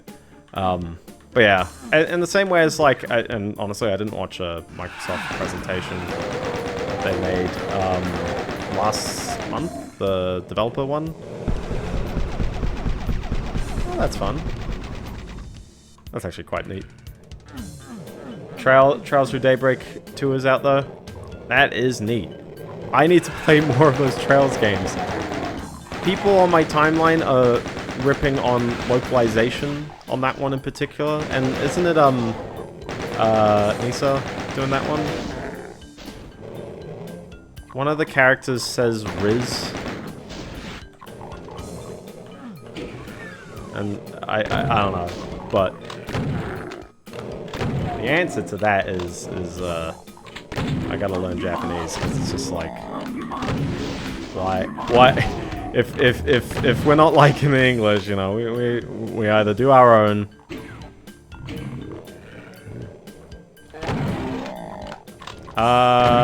So I have only played Trails in the Sky, which is a 2004 PC game, and then I had a 2006 PSP port. And Trails in the Sky is definitely one of, like, I think I remember saying, I have 2 videos about Trails in the Sky, and I do want to actually commit to doing a full playthrough at some point. I was thinking this year, and I'm like, ooh, it's a lot of commitment to do this year. But we'll see.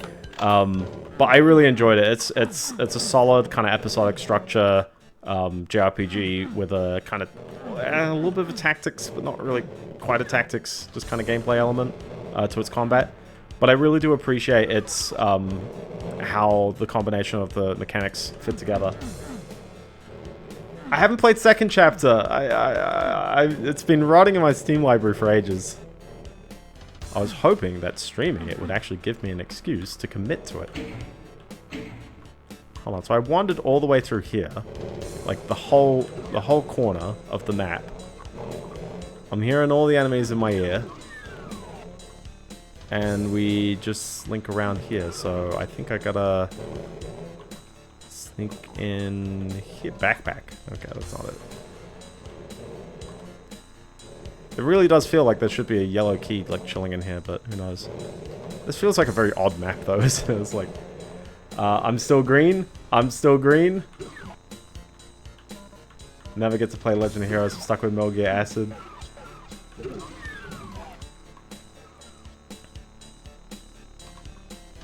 Like, it looks like there's a door right here. I don't know if that's a high door. No. Yeah, it just looks like a door there. Ooh. Do you like that kind of zooming down the wall there? Not sure what's going on there. But yeah, no, I still don't have a keycard, so the clue must be in here somewhere still. Climbing on the chair is a very wild thing. We're only halfway through. Oh, exactly, yeah. Long levels away! But, like, oh, I'm looking down here. I don't exactly see, like, the key? Is that switch? Is this switch, which I don't exactly know if that opens up anything. I've got this, which wanders through here, which I got a secret for. then that just leaves here. Yeah, I'm not too sure what's going on there.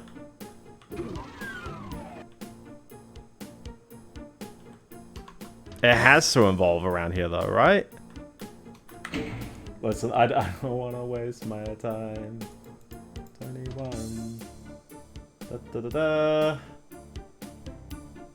da. Into the northwest. Multiple imps. Dead end, pressing the wall. North door. Chain gunner, box of staircase. Go up. Staircase. Inside. Enter again. Yellow key is revealed. It's somewhere in here. TNT levels are so big. Well, they were small at the beginning. My goal is that I wanted to finish both Evolution, well, Evolution in 2 streams, and then Plutonia in 2 streams, and then basically give myself like 1 stream. This has to be somewhere in here, right? Give myself like 1 stream to do Sigil and No Rest, and then no, we can do this. We can do this. We can do this. But it really helps when I know what I'm doing, and this is not I know what I'm doing. I'm wandering around going like I have no clue what's happening here. What is this? Is a bit of Pokemon, I know.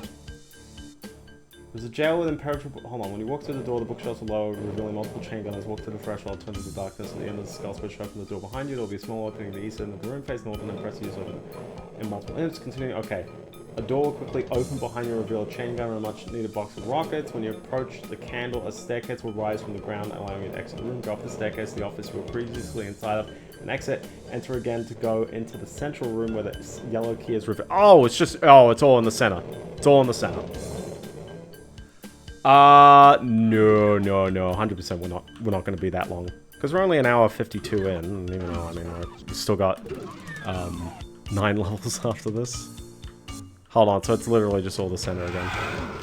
Yeah, okay, it's all the... I picked it up. Cool. Ow. Ow. That wasn't nice. Yeah, okay, so I was there. It was just, you needed to hint to me that it was in the center. Whoop, and don't do that. Listen, if some of the... I think some of the later maps are a lot, like, nicer on the enemy count. Wow!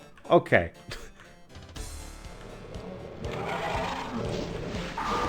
I didn't hit the key at all.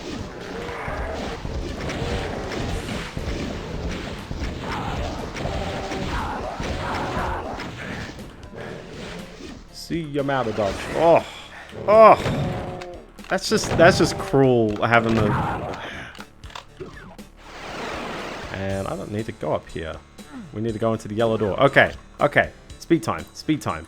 Yellow is right on the far side. Strafe run, gang. Okay. Ooh. Did you see the door do it again? Yep, there it is. Yeah. Yeah, so, I mean, people probably do like the longer levels, but it's also just like, man, you know? I planned these out to be a certain length. Okay, this is a door. Let's go in. Let's speed. Ooh. Let's zoom through this, shall we?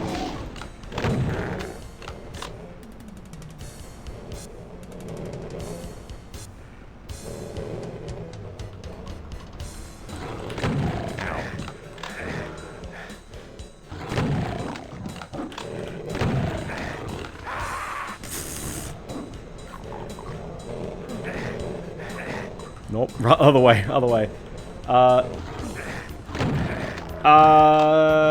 New games added to the PS5 exclusive. I mean, there's not much to really say about them. I still don't know what these games actually are. It is a slightly growing list, I guess. We do have a slightly growing list of PS5 exclusives, but I would just like to add that PS5 came out 4 years and 4 months ago, and our list of exclusives and reasons to, like, get the... worst time to save, isn't it? A list of, like, exclusives is, like, rather pitiful. Gosh, man, that's what I get for saving right as I, like, jump off a ledge. Oh my gosh. This environmental suit is gonna like run out before that comes back. 3. After the state of play, they added 3, 2 in the state, and 1 they never announced.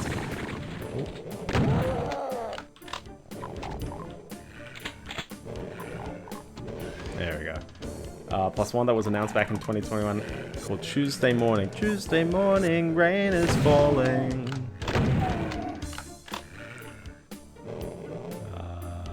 We just keep going up. Ah.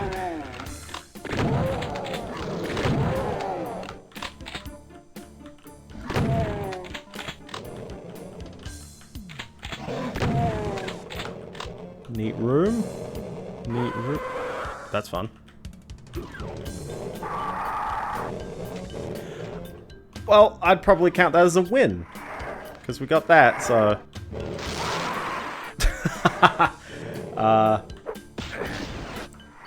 there are some games that are just like that. They just don't look the part. It's unfortunate, but... Yoink.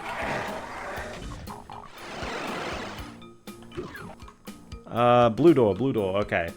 Next level, the next level's not getting any better? Ah. I mean, I'm powering through, oh.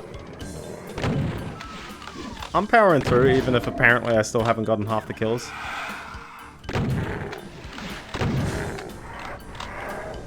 That's fun. Hi there. Okay. Cool. I mean, did they just want me to go in here? Probably.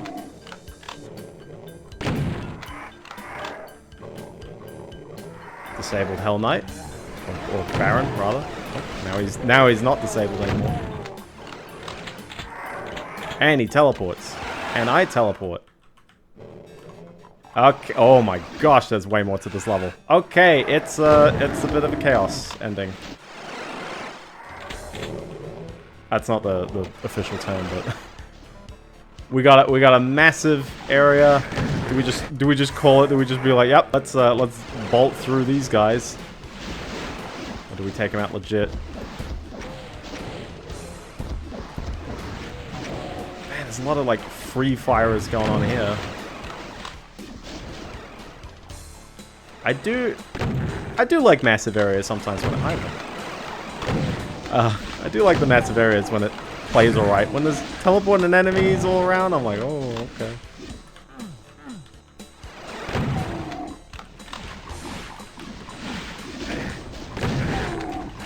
Like, you gotta dip in the... Oh, hi there. You gotta dip in the poop to get out. Okay, 3 health. Can we live?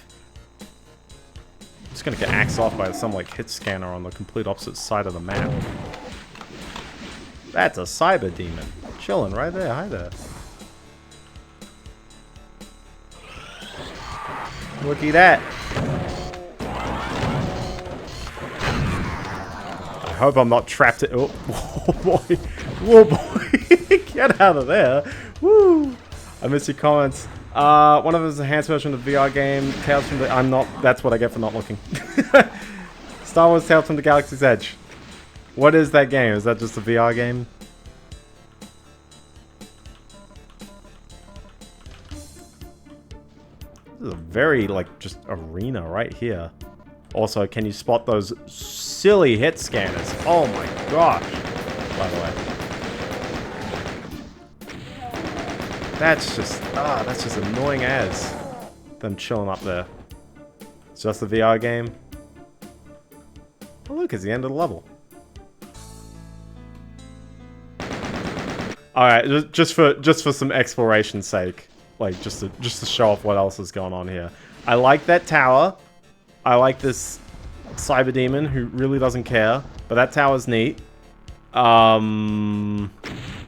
There's bound to be some way to get up here. It's interesting that you could just end the level there. Like, you don't have to care at all what's going on here. Makes this one a masterpiece. Oh, is the next one dreadful? I don't know why it's so dark. I feel like if you're playing in GZ Doom, a lot of the hardware renderer kind of lighting is a lot more, like, just normal.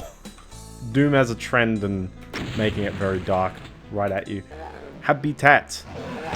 Okay, first of all, we start off with, like, 10 dudes in a box. It's very bright at the very least, so we have that 162 enemies. Okay.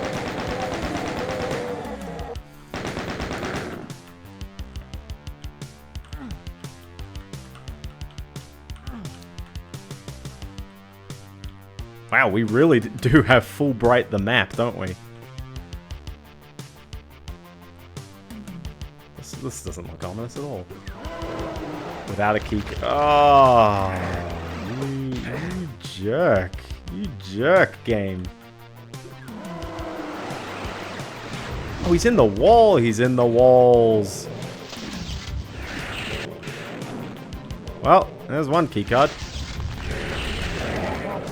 It's just pelted at him. Oh boy, I do wonder what's at the end of here. It's just a long corridor. Okay. Okay, cool. Ouch.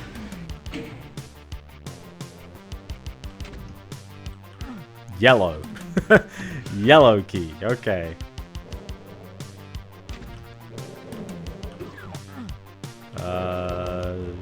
Sure. Yeah, okay. Wait, so what's the blue key used for? Ooh, hi there. Oh boy, they are coming. They are coming.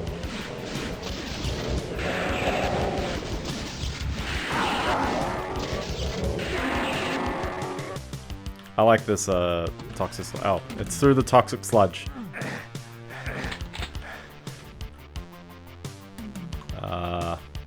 Wall. I think there's a sigil level that's kind of got this aesthetic going on.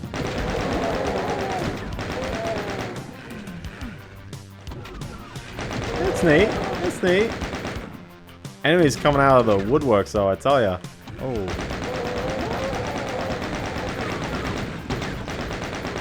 And jamming the various little trigger points. They're coming out of the walls. They're coming out of the walls.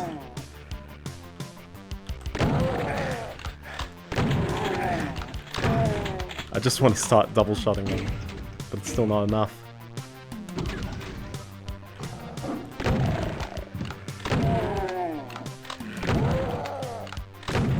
Oops. There we go. You know, these level names don't actually represent much of the, like... I would imagine this is like a tunnels level or something like that.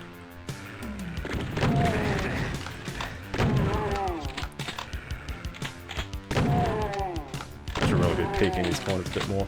They're coming out of the wolves. Yes.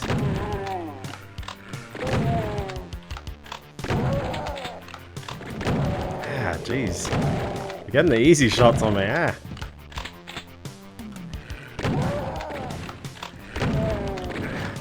That's a secret right there.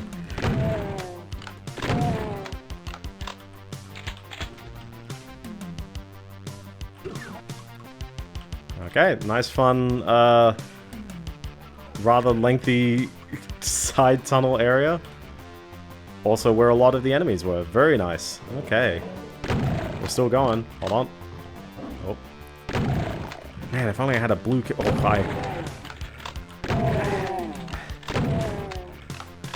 Whoops.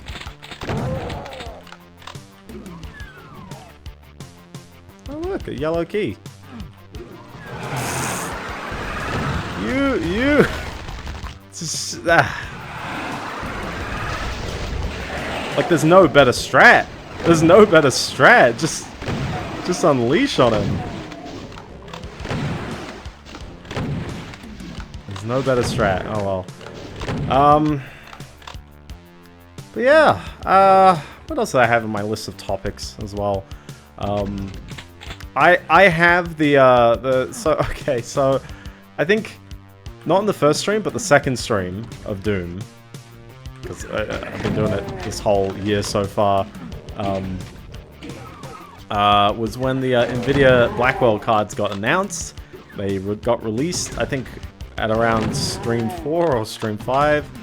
And then we've now gotten basically tons of negativity about the cards. A lot of the reasons are fairly... Yeah, I get that, actually. And we got a few. So first of all, the performance gain isn't particularly amazing for the price. That is fair. That's a fair call. I think these cards can overclock a bit better than, you know, Ada could, but it's like, it's whatever.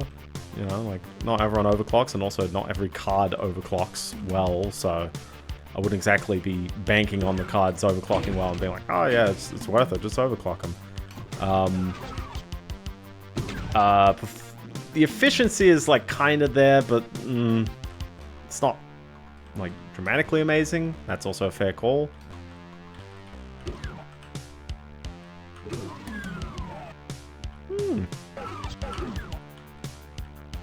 Oh, and then we hit the end there. Okay. So there is that. And then we get into the real bad. So first of all, there's people experiencing some annoying driver issues where their 5080s just don't turn on. Or their 5090s. Just black screen after a driver update. Also, fun fact, if you're ever playing... Dude, oh. They are coming out of the walls on this one. If you're playing this specific version of Doom, the textures are all misaligned on Nvidia's most two recent driver versions. I actually updated to that driver version in the middle of the weeks, between the weeks streams, and I was like, why is everything looking so weird? And it's just, yeah, the textures are misaligned on the newer driver version. Both of them, actually. There's two releases. There's a February release and a January release, so I'm playing the December graphics update. And that's not a Blackwell thing, that's apparently on Ada as well. At least from my perspective, so... but yeah, some people are getting black screens on their 5080s. Then there's the whole controversy about the paper launch. Literally, people are very aware that some stores didn't get any graphics cards. They're selling them, apparently, but like they didn't get any. How can you sell what you didn't get? Okay, that's where the yellow door is, so where... Yeah, how do we... I'm trying to connect 2 and 2 in my head. I do have this pathway. Oh, okay. This is gonna end well. Oh, come on. That's a good sound. That's a good sign.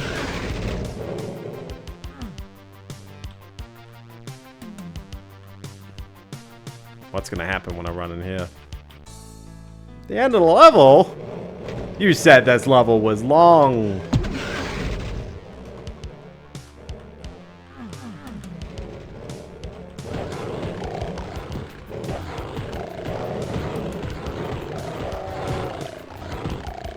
Well, that's what it's for. They give you Invuln and Berserk. You're gonna use it.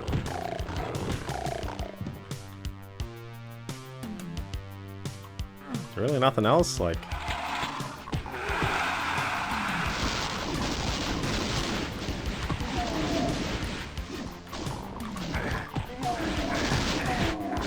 I really want to see if I can keep going for that achievement. I wanted to go for the achievement where you get 20 kills with the Berserk in one map. I want to know what's through here. Is that it? Is that... I feel like I'm really missing something in this level, but sure. Okay. Oh yeah, people selling photos of the graphics card. Sorry, I missed your message, Fetty, but yes, people selling photos. Although, to be fair, I think people are selling photos of the graphics cards to bait the people who are immediately, like, buying up graphics cards based on the name alone. They're just like, I must buy it. Then no one else can. Scalping it, basically. So if you make a listing that's the photo and you go, hey guys, it's clearly a photo, but someone who's going to buy RTX 5090 at $2,000 is going to just immediately scalp this up without caring. Which is a good meme, but also, yeah, that is the end of the level. They've even got the arrow on the top here. Yeah. Okay. I'll call it. I'll call it there. Lunar Mining Project. 104. Listen, it's over the them bones slot in the Barrels of Fun level. You gotta keep using them bones in the soundtrack.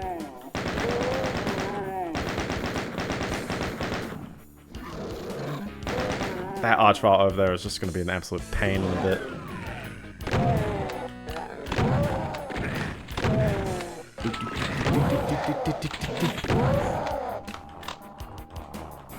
I was like, is he free?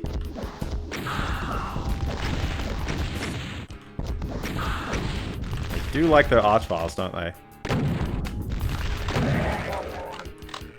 He wasn't too bad though, was he? This doesn't seem like too bad a level. It's probably just got a couple of traps somewhere.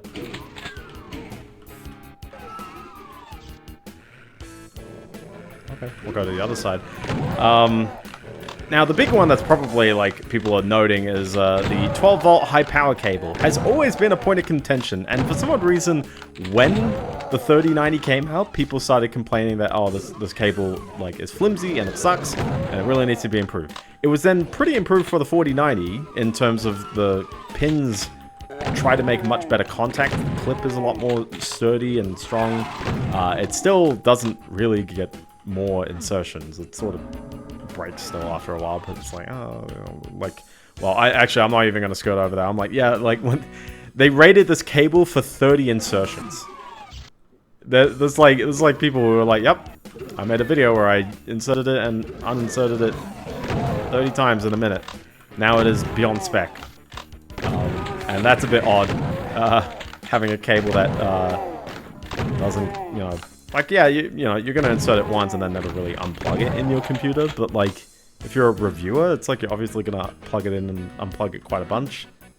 And it just feels weird to not have a cable that lasts at least in the hundreds of insertions rather than tens. Seems a bit weird.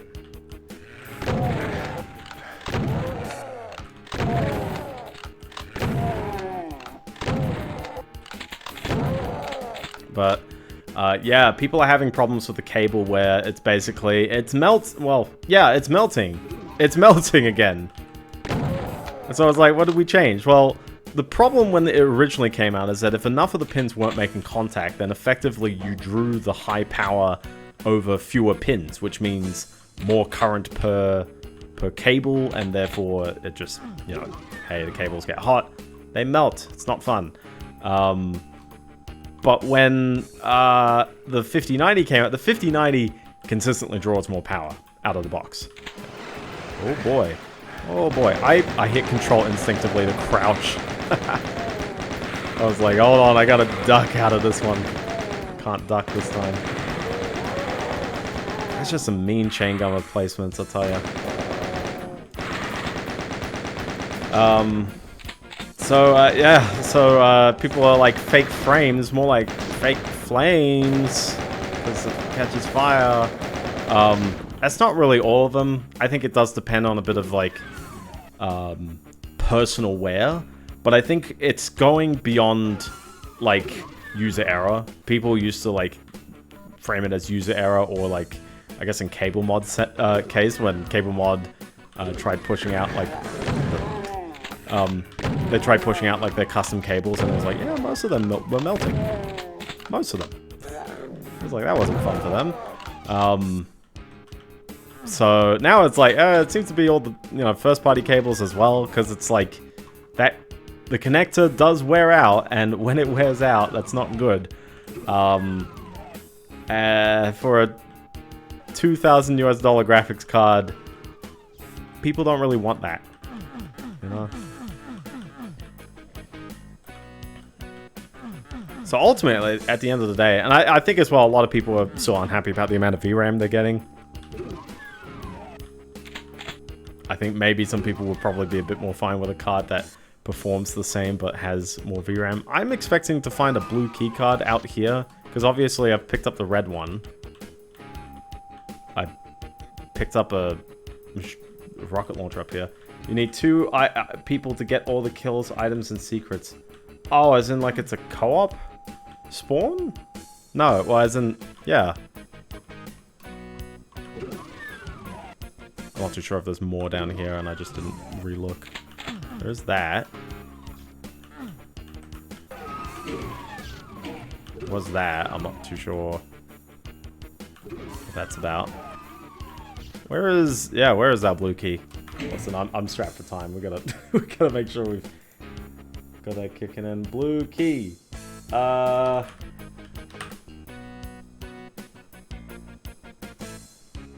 Cross the river, enter. Cross the river. Lemon's asking me if he wants to stream for me. Hey, it's all fine. Don't worry. There is no abandonment. You do you. You do what you want to do. It's all good. It feels like, you know, because you got like 2 wings, effectively all both doing the same thing.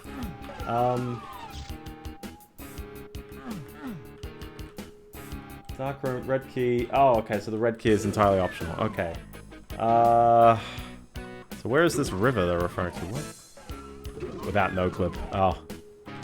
There's actually, I was going to mention that map 30 is an interesting one because the oh, okay, it's literally this dark corridor here. Map 30 is an interesting one because the deathmatch spawns are an entirely different segment of the map. So it's just like effectively its own map, just the deathmatch area.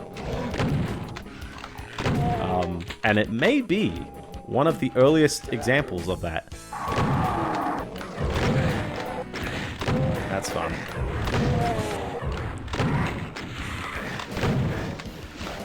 That makes a bit more sense where the blue keycard is now. Oh boy.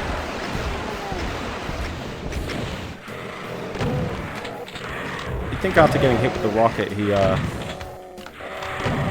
wouldn't be so happy about the rest. The skull's showing up, so yeah, I would probably say if you were eyeing a 5090 or a 5080, or probably more likely the 5070 Ti, the easy answer is don't feel like you have to buy it right away, especially when scalpers are going for it. It's just like they're gonna do them, they're gonna do the AI stuff, and either I guess like you have a graphics card that does harnesses the power of the sun or something like that, or you don't care. And honestly, these cards probably are overkill for what you need as well. Yeah, I mentioned the cable power, but yeah, like the cable's melting is just like, yep. The fact that like we are now 3 gens in, and not that like, well, actually, yeah, partially that the we're 3 gens in and the cable is still a problem, but also like, yeah, like no one has like had a successor sort of brought up or proposed or whatever. People keep talking about going back to the 8-pin power plugs. But I think the biggest problem with the 8-pin power plugs is that it uses so much board space, especially for these cards that are actually going to draw 600 watts. It's like, okay, well, you need 4 of them. You need 32 pins. That uses up a lot of board space. That being said, you should probably make the cards safe before we care about, like, board space, you know what I mean? Like I completely get that, like, backwards priorities. I get that. So hi.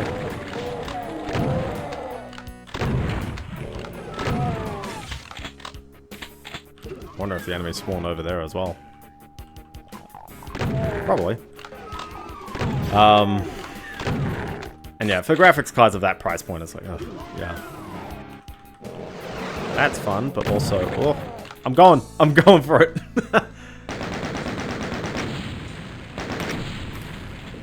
Quarry. Do I remember this level being a bit interesting? Maybe. There's only 59 enemies. Got our map 4 music. I love these little holes in the wall. Are those? Is these custom for TNT? The holes in the wall. I'm not too sure if they are.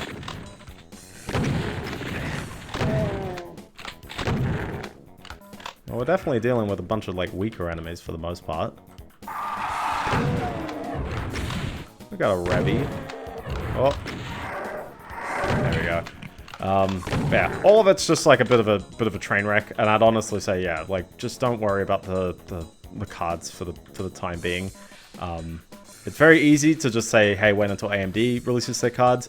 There was a rumor that their 9070 XT, someone like had a price listing for $698 US, and I'm like, that. You're meant to be competing against a 4070 Super here. You can't release the card for that price. You can just get a 4070 Super for like that price. Also, side note, the 4070 Super is Nvidia's best card cost per FPS wise. The 4090 gives you less performance, or less than half the performance for half the price, or almost half the price.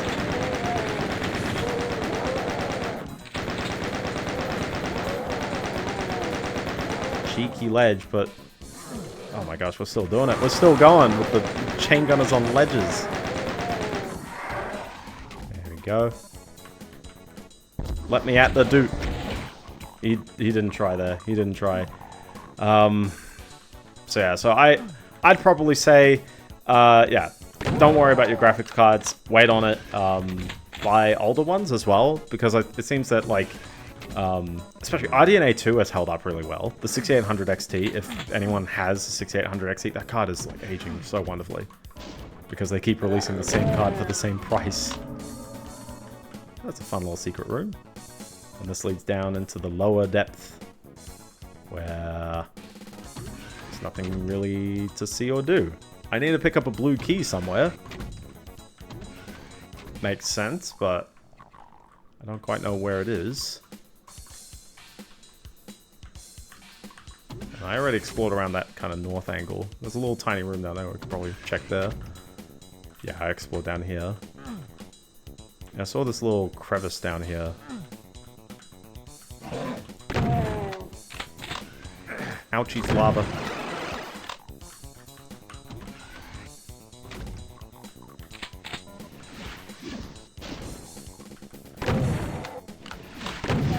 Still no keycard in there, so I guess it's in there.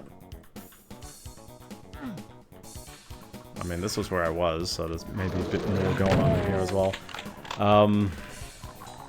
Yeah, that leads me 599. Is it 599 by the way, Fetty?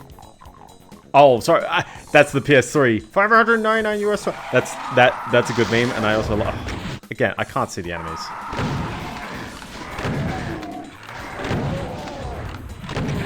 Ouch. Seriously, that's just like ugh. Trap and a half of a room, but sure.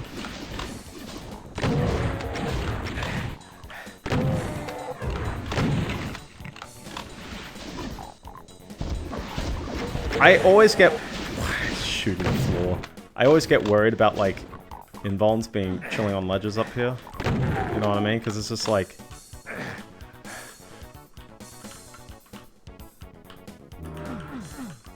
unless I was just meant to use the invuln right away. Now I gotta crawl to the very odd lighting to figure out if there was a key in here. The PS3 costed a lot. Yeah, well, it eventually had some pretty alright games, and also it had the cheaper models.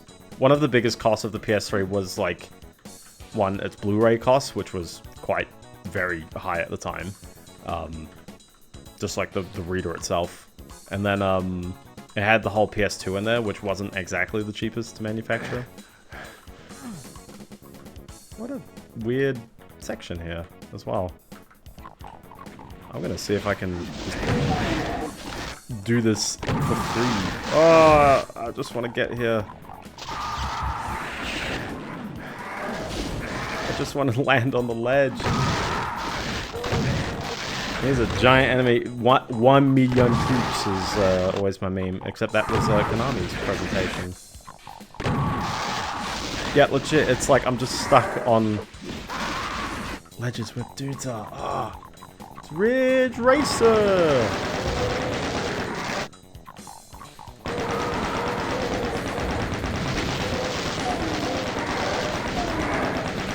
There's an absurd amount of enemies on ledges that you cannot see right now.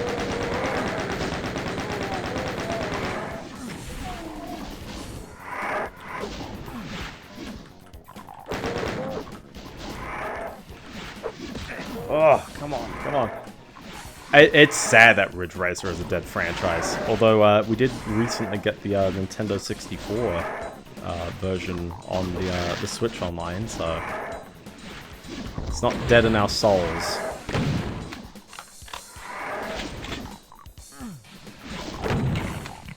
I'm just gonna undo your dude.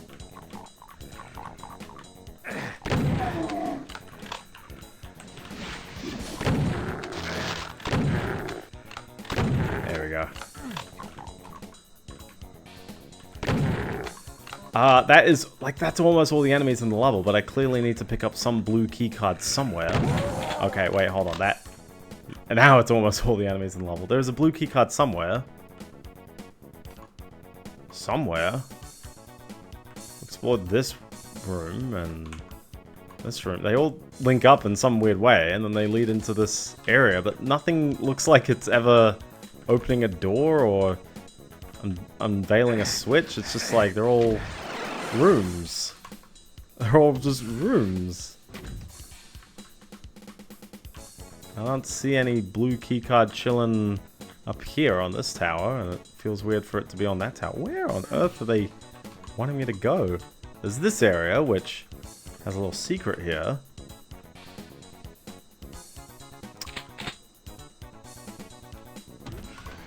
Oh, I haven't checked this crevice. Nope. Nope. Okay. Doom Wiki away! I feel so pathetic having to rely on the wiki so much, but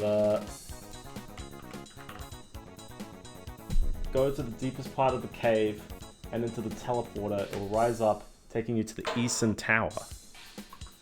That one. Did I really just miss it? It is just on this one, and I just like visually missed it. Sup, Fetty? You still here? I just missed it. I just missed the key. One last dude. Easy level. Easy level.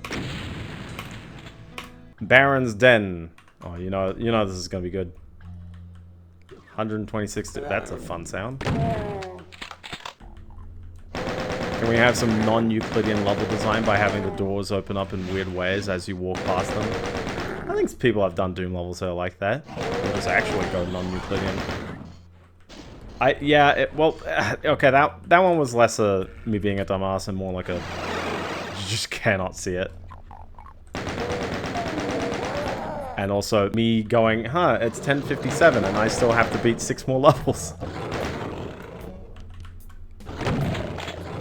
So that one's a time preservation. Because I want to not die this week. This week is the important week. This is the one. Long awaited, highly anticipated. Biendeo goes the court date. Going fast makes you go slow. That true. It always seems to happen. We gotta enter the oh hi. We gotta enter the Arachnotron room, don't we?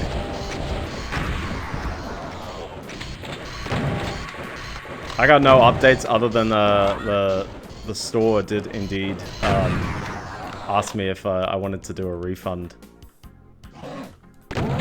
Like replying to my 5-month-old thread, and citing the case number and going, oh, would you be so kind to cancel your court case with us, and we'll give you the refund. And they didn't even offer the shipping. I'm just like, bro, like, you know you've done wrong. Or at least I hope you do. I don't know. Legally, we'll let someone be the judge of that. But, like, the fact that, like, they've come to me and just been like, oh, could you just not, like, sue us? And I'm like, bro. Like, I'm just saying, if you're gonna seek the settlement route, I kind of want maybe a little more than just, like, the bare minimum. Because the bare minimum is gonna happen. Oh, I hate Revies. I hate the homing fireballs. Legit, out of all the enemies, I would have thought the Mancubi would have actually been a bit more annoying. Hi, I would have really liked to hit him. But it's the homing fireballs every time. It always gets me. Oh, is that a really... I'm hearing it. I'm just not seeing it. Hold on.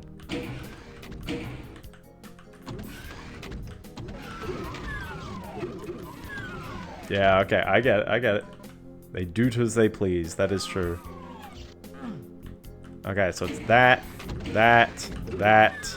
There we go.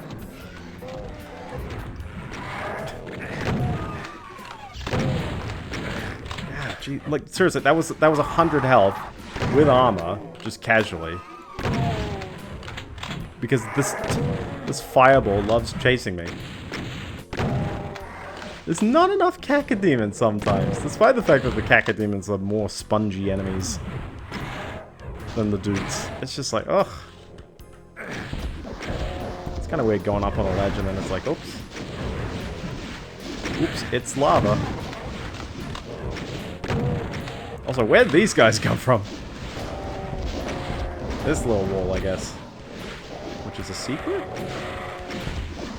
I heard the secret down there, so...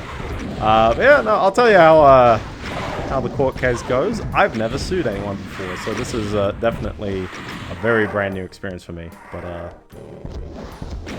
that's fun. Secret, I got a secret, exactly. So, but yeah, I think it's just curious that, like, with absolutely no progress, and then suddenly, like, the moment you sue them, it's like, oh, look, now they'll talk. It's like, oh, okay. So, we'll see what they say. I hope that, like, I guess an authoritative opinion can basically, like, rule in my favor. That's generally just the easy diplomatic way to explain a court case. Is like, I just hope that the law is apparently on my side.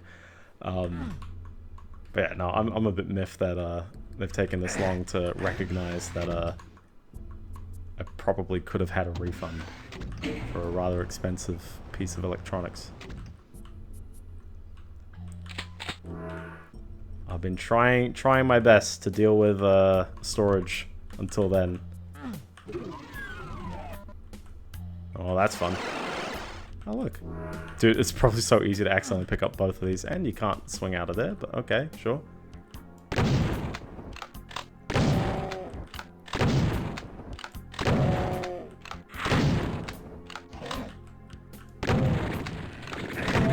I hate chain gunners. I hate chain gunners. It's probably worse in Plutonia, to be fair. Where does this go?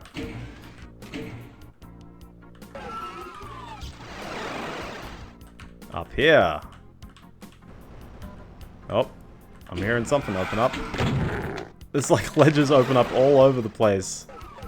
Like, look at that.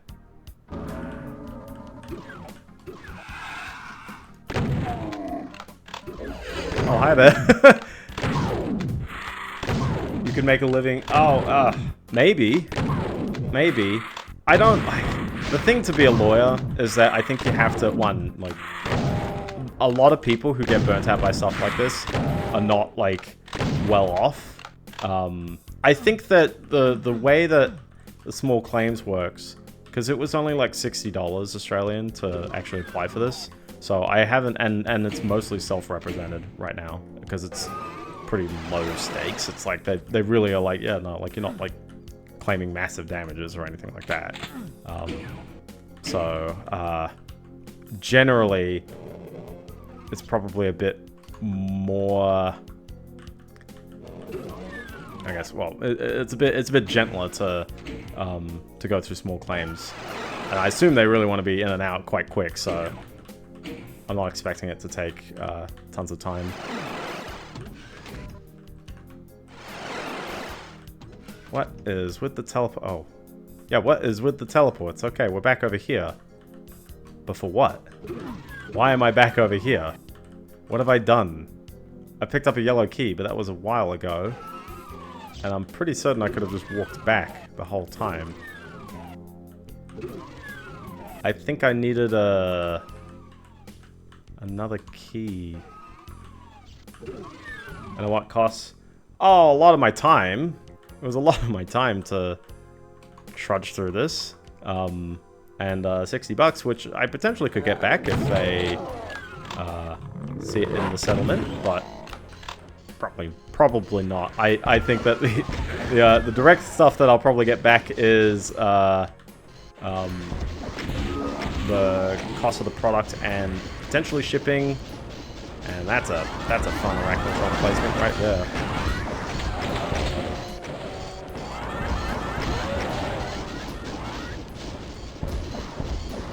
Yeah, that's a real fun placement because it's like,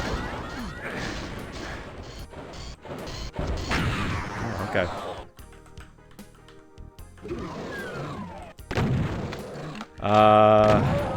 Yeah, it's a fair bit of my time to go through this. Like, legit, it's like when oh, nice. Like when it's like, hey, I bought a thing in mid-June, and we're finally now getting refunded for it after I've used it for 2 days, identifying that it didn't work. This is like an absolute like joke of a process. I'm very like, from a sentiment standpoint, I'm very upset about like how long this is all taking, because it's just like, it shouldn't. I don't know. Companies shouldn't take this long to like understand that it's like, hey, the product doesn't work. Let's refund, and potentially it could work for someone else. So, you know what I mean? It's just like, oh my gosh, like. I honestly feel like, if companies are doing shady stuff, they shouldn't exist. Like, if this is a, hey, you're doing the wrong thing and you're intentionally doing the wrong thing, then I hope everything that happens is well recognized, well realized, I guess. And that's sort of like, I feel like that's the other angle. It's like, it's probably a bit beyond me, but it's like, if more people have had this happen to them, I have no idea how, like, people launch class actions, but it's like, that's what class actions are for. It's like, if a company's gonna be, you know, garish like that. Oh, that's not a bureaucracy thing. That's not a... That's just people abusing the system.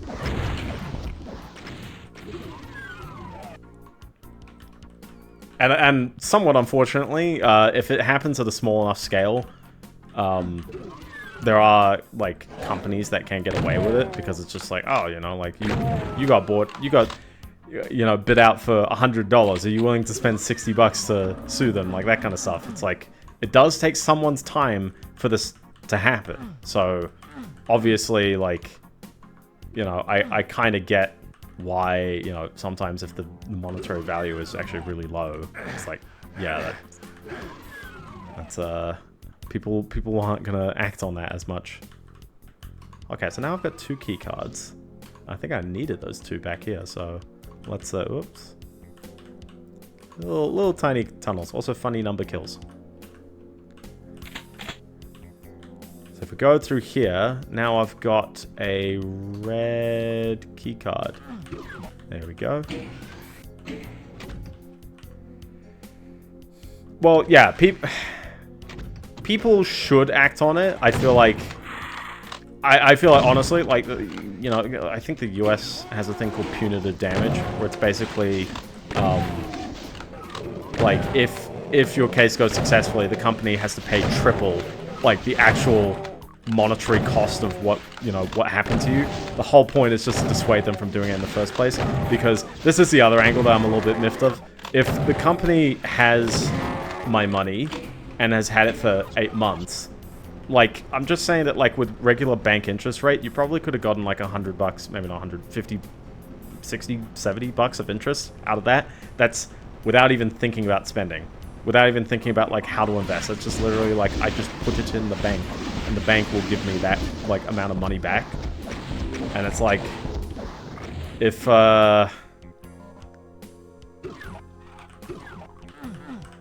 of a narrow door, isn't it? So if the company's holding on to that, then, like, hey, that's money I don't have. That's money that effectively could have been mine this whole time, and they took so long. It was like, hey, they didn't reward me with any of that.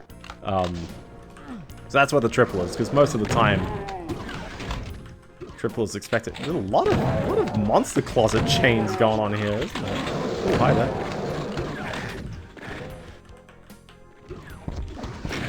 Oh!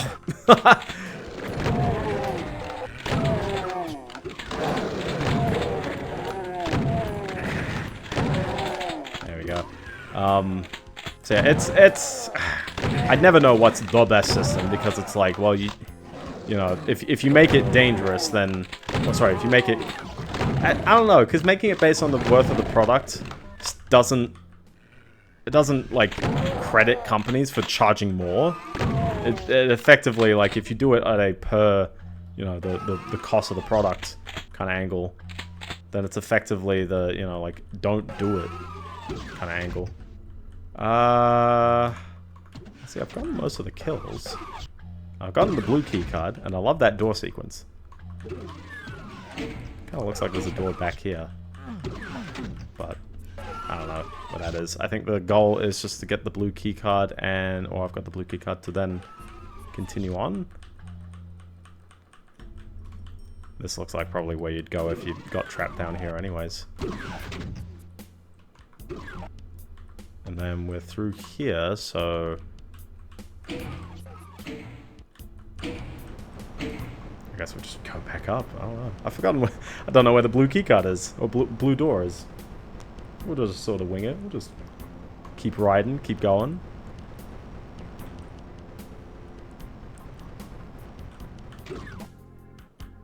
Some fun doors, though, I'll tell you that. Oh, boy. Oh, boy. I should have prepped. I should have been prepped. I knew they would have done it. I knew they would have done it. So I had one thing, and that's on the power of, you know, everything is AI in the future. I am not a Luddite, but I don't love Liatva exactly. I'm not a Luddite, but I really don't know how to integrate a large language model into my life. And if you know the meme that's like when the machine says thank you, do not speak in my tongue, you will respond when spoken to, like, how dare you kind of like dialogue. That's me with computers. I do not want them to respond to me. I just want to be like, just do what you gotta do. And I want to interact with them in very computery terms.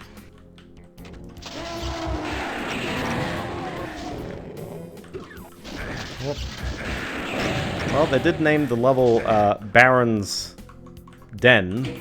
I was expecting that at some point. What about Aegis? No exceptions. Listen, the robot doesn't have... Sorry, not that robots don't have feelings. Robots can be programmed. And to some degree humans can be programmed. But, like, robots are like... It's not a crime against the robots. You know what I mean? It's like I can teach the robot to respond positively to my bluntness. The robot doesn't need to, like, respond in very human-y terms. I basically can treat the robot like a tool, and as long as I treat it fairly as a tool, it's fine. Hi. Oh boy. I'm standing on the... Oh, you jerk!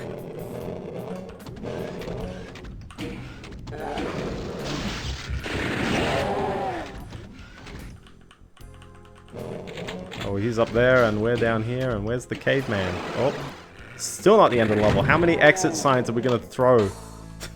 4. That was 25. We're up to ballistics with a Y. So we still got 5 more levels to go. That opinion is noted when it comes to processing the humans after... Well, okay, yeah, like, if the machines win... This level looks a little familiar, doesn't it? If the machines win, then, like, you know... I don't think I get to choose. I think the robots are going to choose how they treat me, I guess. But I would generally say that it's like, the robots just need me to be, like, direct. And I want the robots to be direct. It's like, hey, if I can, like, understand what the robot means, you don't... Like, language models have massive problems with returning paragraphs when, like, 2 words can do, sometimes. You gotta, like, train your AI to actually give short answers. That's gonna be such a novel thing. It's such a waste of computer resources also to give really long answers.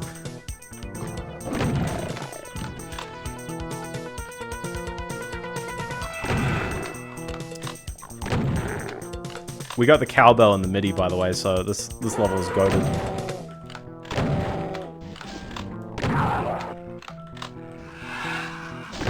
What's happening here? I got the arrow fence walls.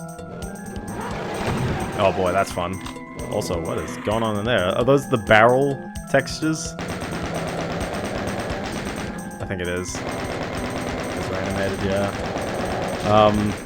So yeah, so I always find that like, as much as I actually do like AI tools in the sense of, like, I think they can, teachers are actually thinking of questions that are worded in a way. Oh yeah, I'm all for teachers, like, trying to catch things in the same way as, like, I think teachers at one point tried to ban to put, like, sprinkle, like, weird statements on Wikipedia to basically go like, oh yeah, like, I know. I'm pretty sure that, I want to say that happened. I might be fake newsing myself. Oh, there.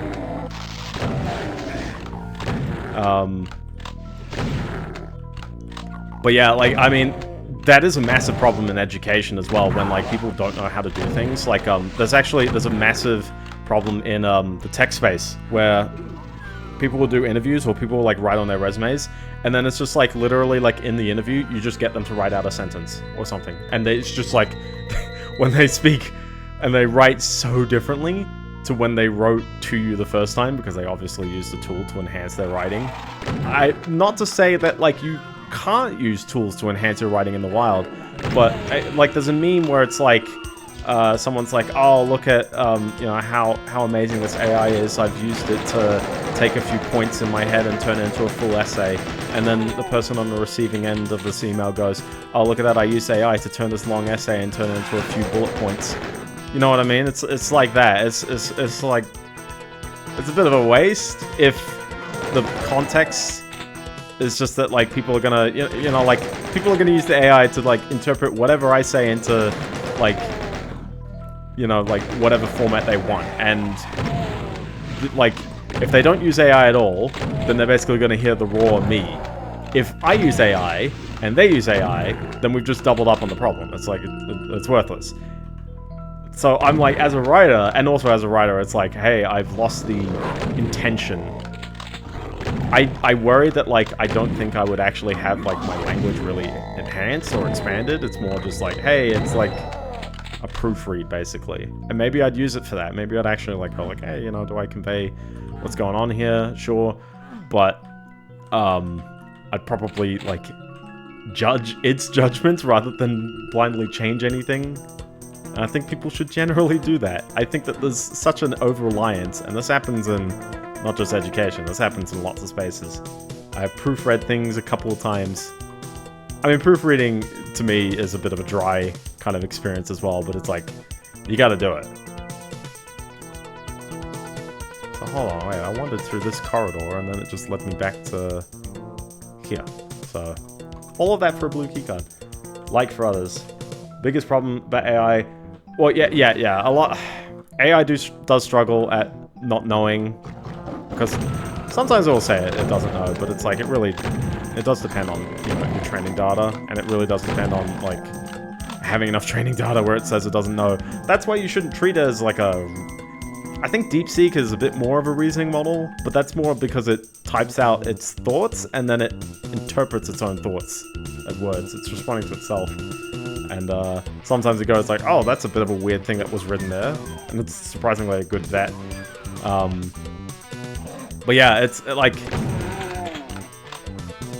I mean, that's the thing, is that, like, ultimately we're relying on a system that is hallucinating the right words in a you know, in a region. It's read enough text to know what words fit next to other words, and sometimes you can infer actual facts out of that, but sometimes, as I forever know, like, ask the AI what year is it, and it doesn't understand what year is it. It just sort of knows enough contextual pieces of info.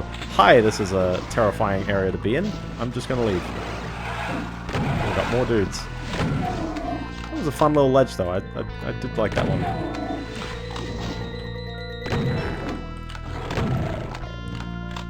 What is a year?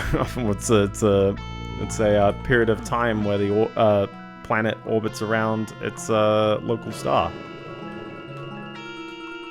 That was a very Neil deGrasse Tyson kind of response. Actually, it's a period of time according to which calendar system. Well, technically no calendar system.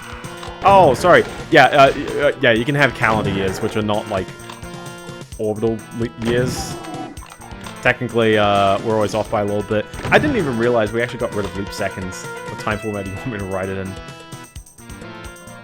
I mean, to be fair as well, yeah, we can get very, like, pedantic about, like, all the stuff.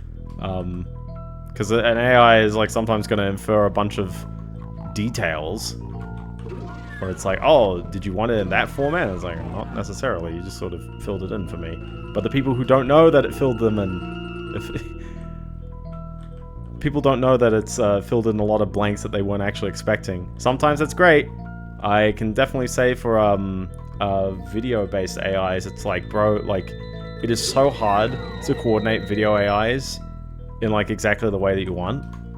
And sometimes it's just, you're just relying on the random seed really picking up on what you're stepping in, you know?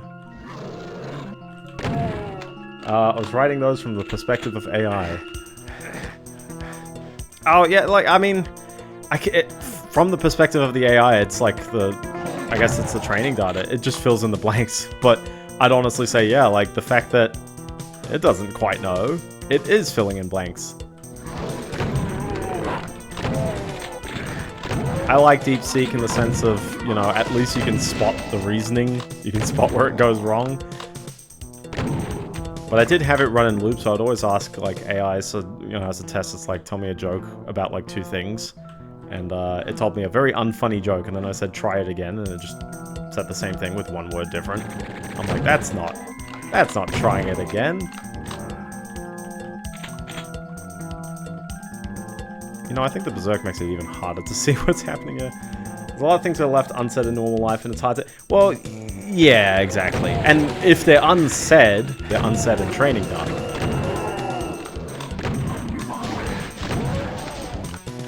So that's the part that, like, needs to be corrected on. But at some point we will get to that general intelligence, and then it's like, yeah, like, that's where it needs to be.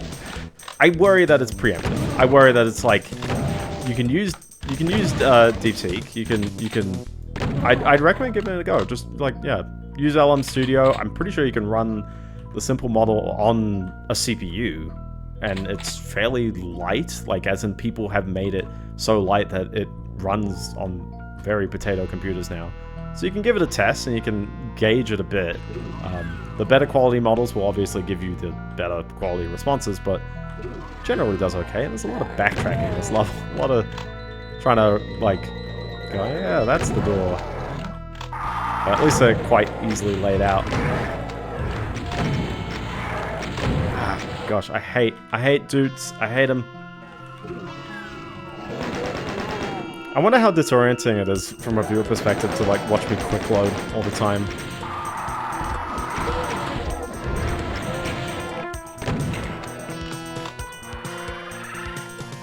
I do like this, but also, ooh.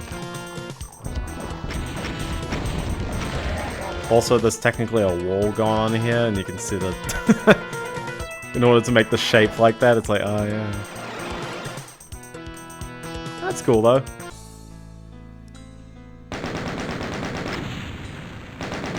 Oh, there was like a little bit of a clipping, not a clipping thing, like a very intentional clipping, but it's like, because the wall is basically a skybox render, it's like if you can't see through a wall into another sector. So because that curved in slightly, yeah.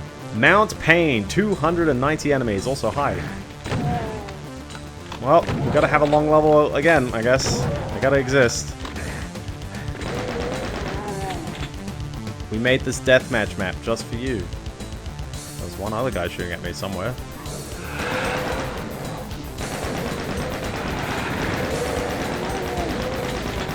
We're just...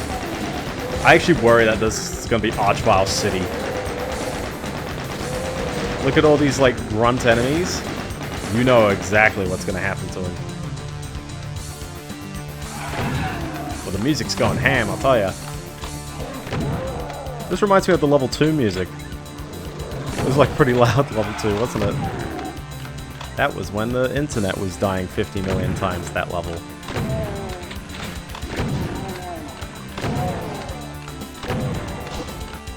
Okay.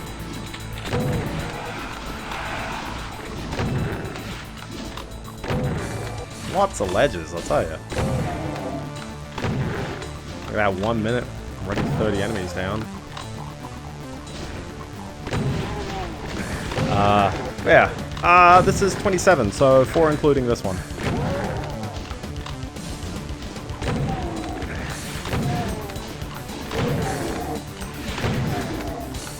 We probably will break midnight. Probably.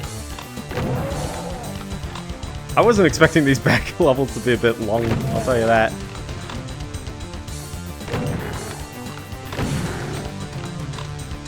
But, hey, it's not master levels.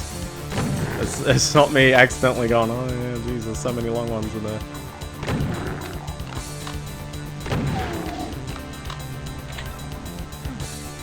Yeah, wow, okay. We're just doing this again, are we? Alright, Lemon Cider stream. Hey, that's all fine. Don't worry, bro. Keep 2 streams open. Tell Twitch you got 2 streams. Also, tell me if Lemon does any FCs.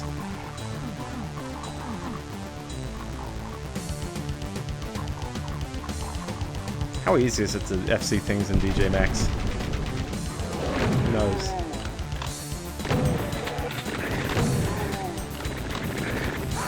Nice. Nice. Also, was that a... Yeah, that totally was. I was like, hold on. Did he just come out of the wall? He did. Invisible wall enemies, or rather, I guess, non-obstructive walls is just like, ugh. It is a vintage FPS design choice, but also, hi. There's a bunch of stuff happening right now. Jeez, sorry. Wow. Yeah, I don't know. I'm a bit of a... I feel like I'm a little bit of a weirdo when it comes to the AI stuff, because it's like, I do like, you know, I guess a lot of what comes out of it. But it's also like, yeah, it is destroying jobs, and it is also not being used in incredibly practical cases at various times. And I think, how would I put it? It's like wielding thunder, you know, in the analogy. It's like there's bound to be something that's like, hey, yeah, you know, the next like big thing is going to come out of this. But oh boy, a lot of people are just going to get singed, like just wielding this thing, and it's just like, yep, they are just using it wrong. And it's not used for everything. It's not like you should power your stoves with AI and all that. It's like it's a tool. It needs to be accurately used. It's like when people discovered lead and suddenly everything was lead. It's like, that's not, you know, there are still great uses of lead to this day. Mostly not in your fridges. Like, actually, no, sorry, lead fridges, actually, people do like the lead fridges. There's a lot of people I see memeing about, like, how lead fridges from, like, the 40s are like, why do they still work, you know, like. Also, spiderweb, ooh. I like these wall textures. Oh my gosh, took all the damage there. Ah!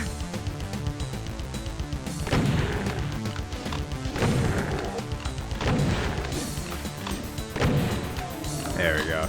Okay, where am I going here? Yeah, we've killed 106 enemies in 4 minutes, so...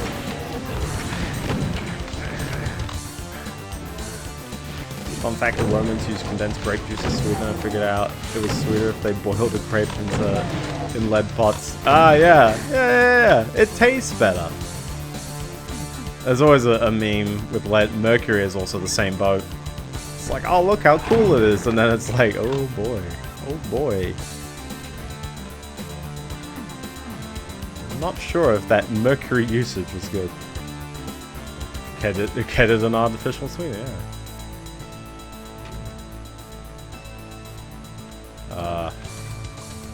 What? Oh. Hold on. This was going up as I quickly saved. But yeah, no, there's a lot of things that are probably like that where it's just like, yeah, like... You know, like, I guess someone had to discover that, but oh boy, yeah, like, not everything has a great use case. Or not everything is as straightforward or as, globally beneficial as perhaps you think it is on day one.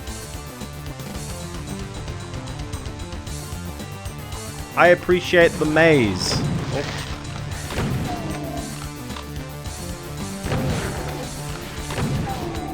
You gotta have one of those freaking... Anyone ever play the freaking Wonka maze? Like, Shockwave game way back when? That's not an item. The, like, taffy challenge... Not the taffy challenge. I used to be, like, a sucker pun for, the freaking... The pyramid challenge game.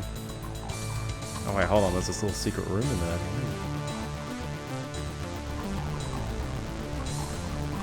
Hey, there you go. Oh my gosh, now we can see the map. Oh boy. They made a biggie. They made a biggie level.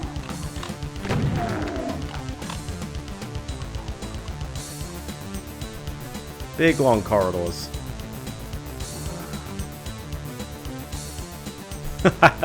Dude, imagine if you didn't have a map in Doom. And someone made a level that's just this. And you can barely see what you're doing. Oops.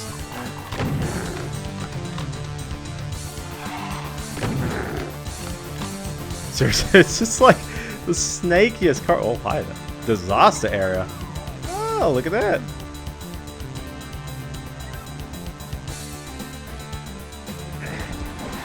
We put hit scanners everywhere. Actually, it wasn't. It wasn't. No, it still is everywhere.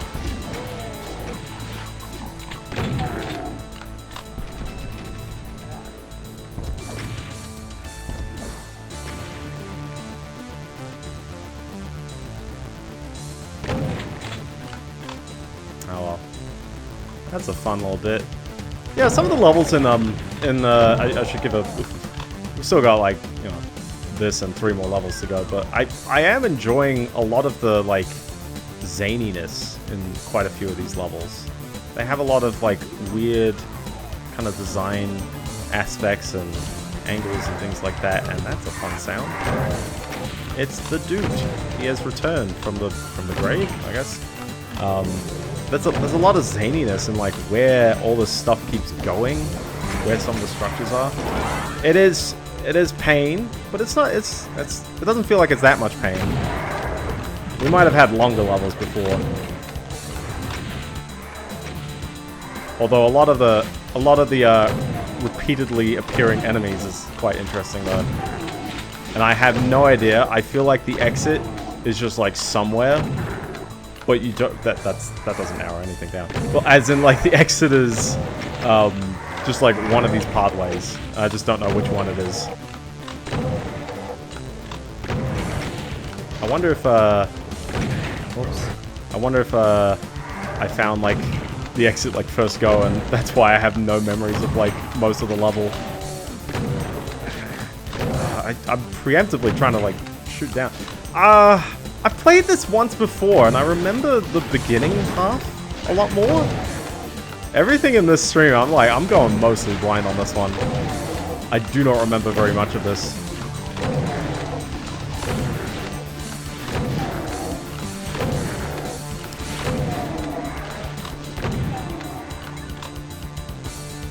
Yeah, lots of enemies. And then we had that room with the blue key card.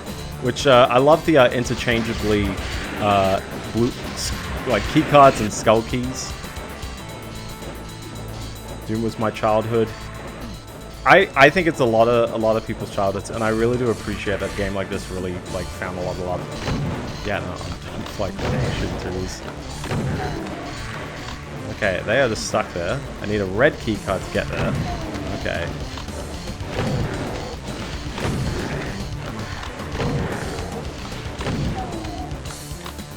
Alright, we've killed a ton of enemies. I mean, it seems like there's something magical down there. But yeah, like, Doom just feels so quintessential. So, like, it makes sense. Everyone still understands it even to this day. The level design is, like, very crafty for what it is.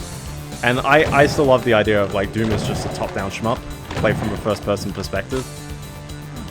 Like, it's like, a lot of its design choices are just like, you can basically just point to it as like, that's what it's going for. I can't aim at this guy, apparently. Oh my gosh. Wow. all your dreams were doomed. Was it the red key or the yellow key down that corridor, by the way?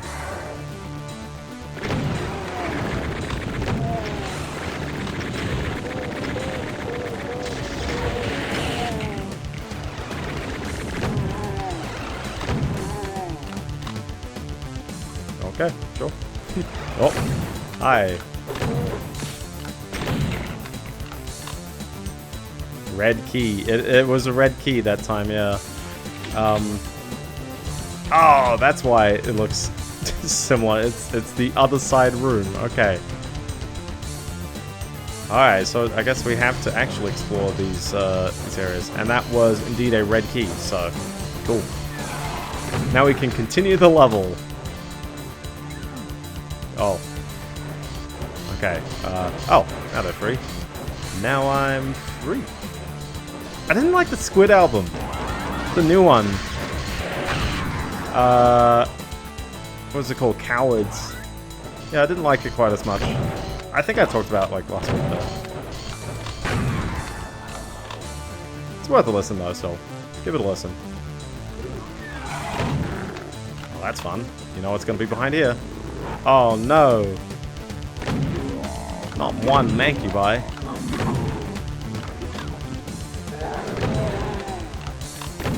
Oops. Every time.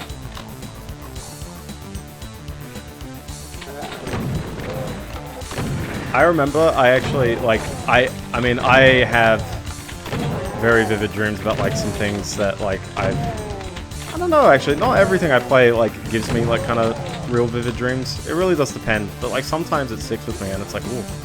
Ooh. Oh, like, see, I'm looking at this room layout going like, oh boy, like, you know where this is going, but... is it singular mancube? No, mancubus is singular. Mancubi, I think, is the plural. Like, it's just like Latin. Mancubus, mancubi. And it's not fourth declension. It's... freaking fourth declension memes. All my homies hate. Platypus is probably like platypus, although people dispute platypus because they think it's like octopus, which is Greek, by the way. Greek, it's a meme. It shouldn't be octopi. It actually should be octopodes. Actually, no, sorry. Wait, octo is Latin. It's ogdus in Greek. Yeah, it's kind of weird. They both come from the same. People say octopodes. Can we put a hat on and call it Perry the Mancubus? Maybe. Hi, I cannot see at all these enemies in this room.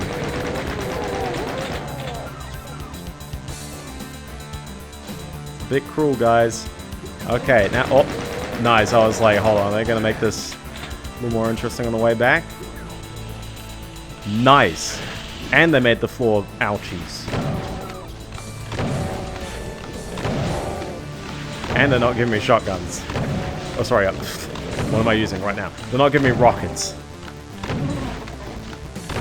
Speaking of rockets, I recently started playing... what else did I play? Spicy 4. It is Spicy 4. Gotta watch out for these... hit scanners everywhere. Oh my gosh.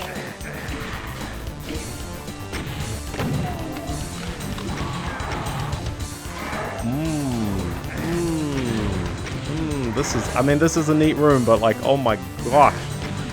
Hold on, legit, can we be pro and just like skip the whole freaking... Nope, not like that. You know where I'm going for, right? Ah, can you do it? I'm just curious if you can like hop into that ledge, because you see that 100% is the end of level ledge. Yeah, what am I like hitting there? I mean, they had to be aware of strafe running, right? That is the end of the level, okay. So what are we dealing with here? This seems like a bit of enemy, like, spam at the end, though.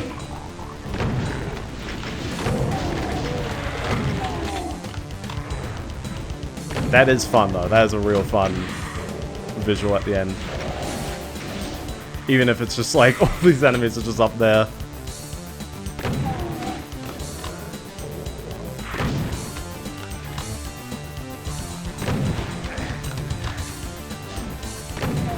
Also, that's fun that this works here. I like this level. I actually like it. I don't care. But I could really do without the archer at the end. And actually, I could really do without the revies right here as well, because that's kind of annoying. I'm trying to keep my health. I'm trying to just respect my business. And they don't give me any quarter. They're just like, nope, we are ruining your day.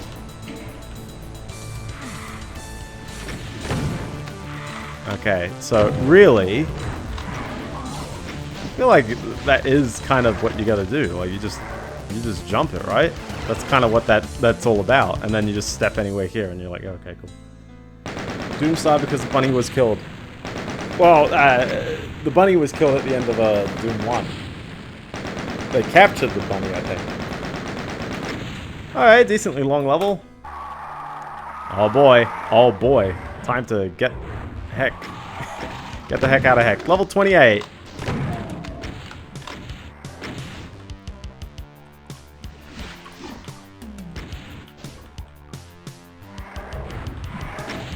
John Wick influence. Heck. I wouldn't be surprised if John Wick was just like paying homage to Doom. Oh, hi there. I told you, they love. Wow, by the way. Jerk placement right there. Let's recap that. Let's do a film recap. Okay, if there's one thing I hate about AI, you know, those like YouTube algorithms and all this stuff are like completely ruined, and not because they're using AI, but because other people are using like AI freaking like videos that are just like absolutely worthless, but like it just gets like clicks or things like that. Wow, I really need to somehow get rid of that guy quick.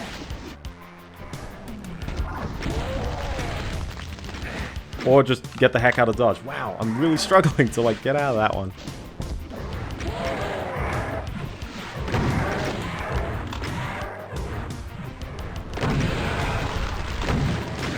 Nope, I really... Wow, that's a bit of a mean placement. Alright, we got him, we're good. First go, first try. We're gonna miss the, yeah, I'm gonna need those rockets, man. Too many pain elementals. Wow. Wow, that's a bit too many, bro. That's a bit too many. Because every single pain elemental is, or they get jammed like that, and they stop spawning. In which case, I will capitalize on that. Hi, I would. The one time I'm like, oh look, I broke it, and then it's like, yeah, nah. Dude, okay, that is one thing I absolutely like hate about Doom, the freaking like cylindrical hitboxes on enemies, because it means if you can't see them, it's just like you can't walk over them. Some things have cylindrical hitboxes, so like barrels, for example, will have non-cylindrical hitboxes.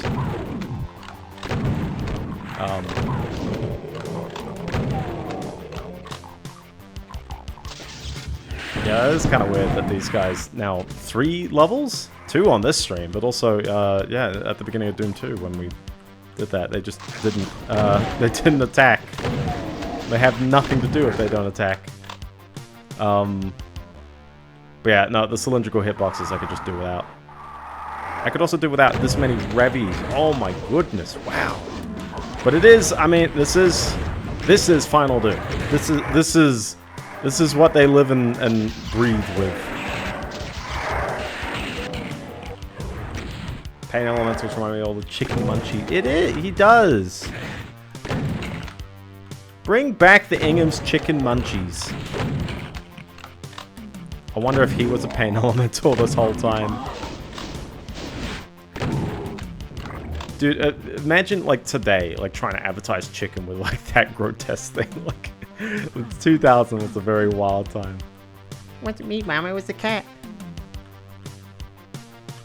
Freaking that and Yogo are like the two like absolute goated ones.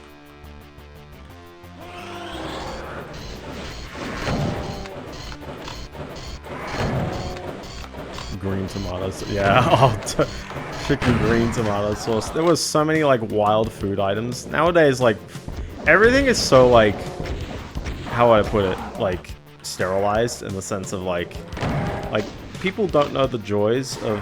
Oh yeah, Yogo adds as a cinematic masterpiece, but like people don't know the joys of like such unabashed like food advertising. And I know that like sometimes you get, you know, things like the Ribena thing where like they mark, you know, like most of the ad isn't actually associated with the controversy that Ribena really didn't have that much vitamin C in it. But like everyone knew the ads. They knew those freaking grapes going on a journey. Good old Ribena. Or unless I mean Yogo. No, Yogo's alright. Yogo's fine. Alright, well, I did all that and I got a yellow key, so I consider that a win. So I guess back to the center room and we figure out which one is yellow. Not that one. That is a very cruel corner to be in. Not an ouchie floor. There is an inconsistency with the floors that hurt in this. Like, I know we gotta do, you know, like, hell, but it's like, you don't need the flashy floor. Roses are red, violets are grey. Have you had your inner health plus today? That is true. Words to live by.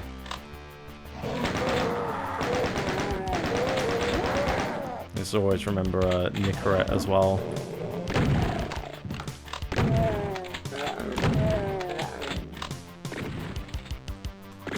What? Jerk. Jerk placement right there. I do enjoy mazes. No, Gary, no. No, Gary, no. I think Nicorette had a few, but the no Gary no was like the one that I was very distinctly remembering just then. There it is again, by the way. There's another just random invisible wall. Now someone's gonna oh, yeah, no. Oh.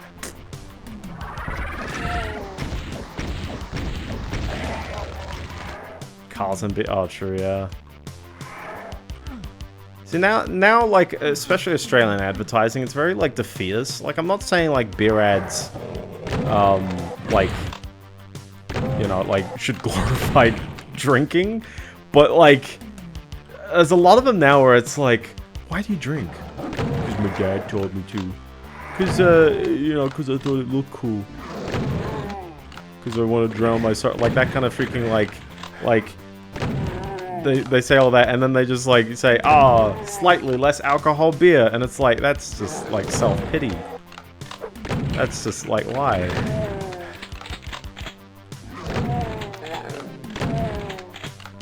Fun sneaky corridor. When I was a smoker, I used to say cigarette, cigarette, you can beat the Nicorette. Very nice. Yeah, very nice VB ads. Remember that that Don Elk. What was he doing there?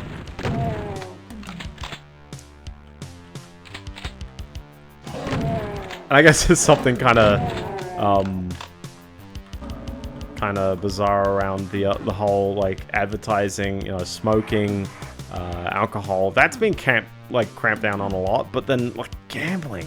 Oh my gosh! Like New South Wales only just recently passed a thing that like prevents advertising gambling on like public transport. It's like, yeah, because it's everywhere. You're having it now. You're having a VB right now. Ooh, very nice. I say very nice, but I don't drink, so.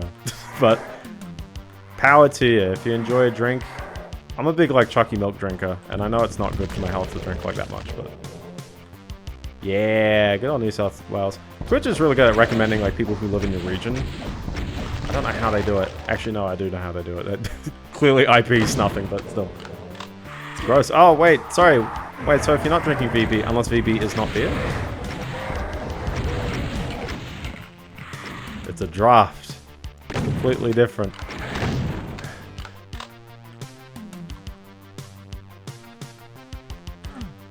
Okay, well, I hit a button and then That lowered, and then that lowered, and now we are in an area.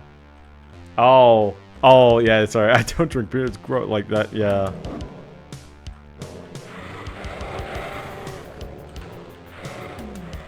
Yeah, it's there's some advertising that's still alright. My mate was sending me a Super Bowl ad, the Seal Mountain Dew Baja Blast. It's like, I don't even know, but it's like, seal is a seal. That's the ad. Seal is a seal.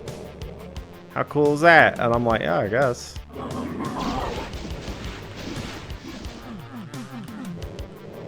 What am I doing down here? Am I interacting with these pillars? Maybe. Center one? Nope.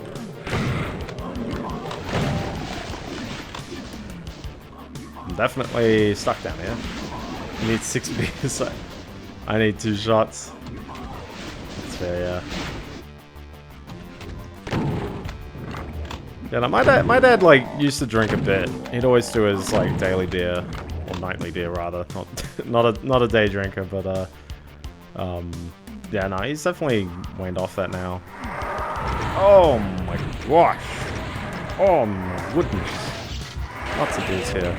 But yeah, I remember growing up being like like when I was like probably a teen, I used to be like very Puritan about like, oh, you know, no beer. No one never needs beer. Why? You don't need to like drink your sorrows away. But it's like legitimately, I mean, people might like the taste, and it's like in some healthy moderation. I think it's like, you know, whatever. Everyone's fine. Because I also knew that like it'd be a complete double standard, because it's like clearly I don't like consume the purest of diets, but it's like, hey, you know, like that's what I mean. Some people I got sick when my parents went overseas, and my newly 18-year-old bro decided to throw up massive. Oh, okay, yeah. Don't keep the rages intact. Like obviously, there is a degree of too far in most consumptions. Okay, key.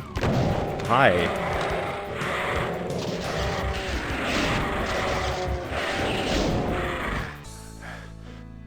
Was like 40. Okay. Good old underage drinking. Kids, don't underage drink. This is River Styx. 112 enemies, so we're almost there. I don't think we'll beat midnight. We seem to be like 8 minutes away from midnight, so.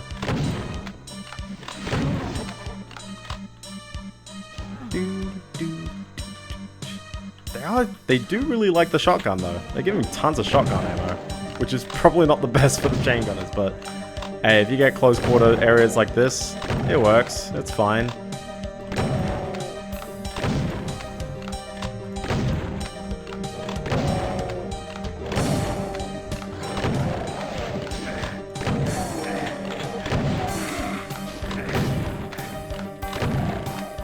Okay, yeah, I was like, I'm getting hit by some hit scanner all the way over there. We literally made a river level. It's, oh, knew it as well. Knew they'd throw one over there. They left 4 kids between 4. I mean, yeah, it depends. Depends on what you do. Like, I feel like I know some kids and they're very, like, I guess, pure. Like, they won't do things when their parents tell them, like, don't do them, you know what I mean? Like, some kids will do things, some kids won't. And the ones that they know the kids will do the opposite of what the parents say, parents should usually keep an eye on them. Came back and, oh, ouch! Ouch! What are you doing with the electricity? It just lights on all day. Oven on all the time. How does the electricity bill go for that long? It's crazy.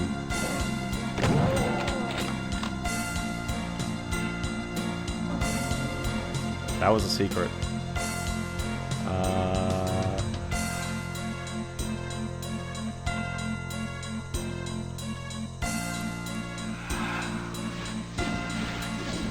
This lava is very cold to the touch. Very nice. Circa 2010. Oh, true. Power was like way expensive back then. It's still kind of bad, but AC or Windows T. Ah, true, yeah.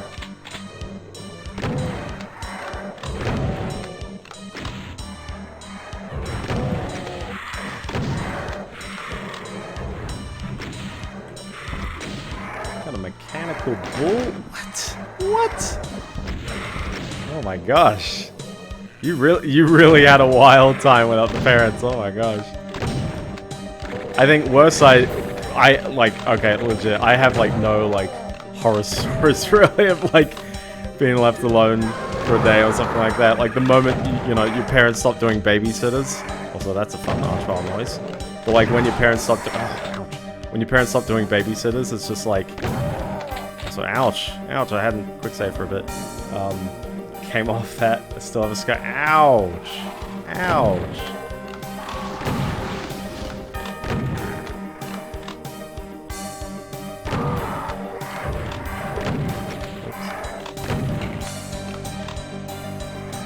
Yeah, I don't have any wild stories like that. I'm like, yep, I was pretty ordinary and didn't really do anything extravagant. Yeah, when my parents went home, I'd be like, ooh, I'm gonna go to bed at 11 today. It's like, clearly I've gotten worse, but.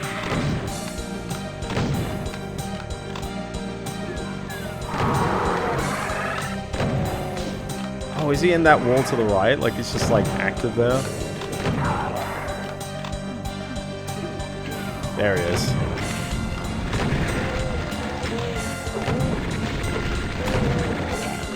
Come on, we got it. Stop reviving.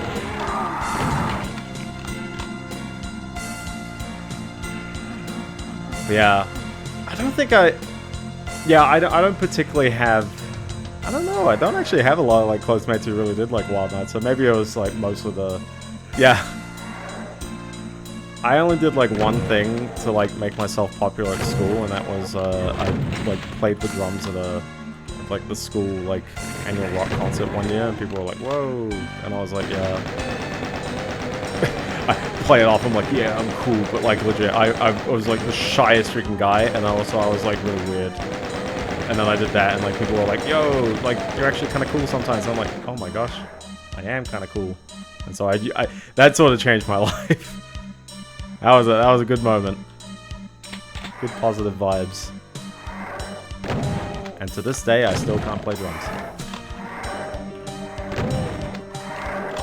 The number of wall revies, I tell ya.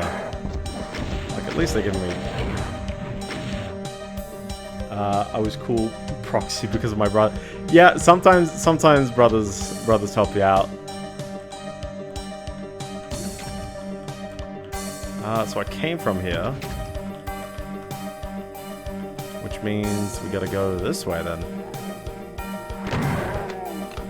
Look at this hallway. It's like, oh, ooh.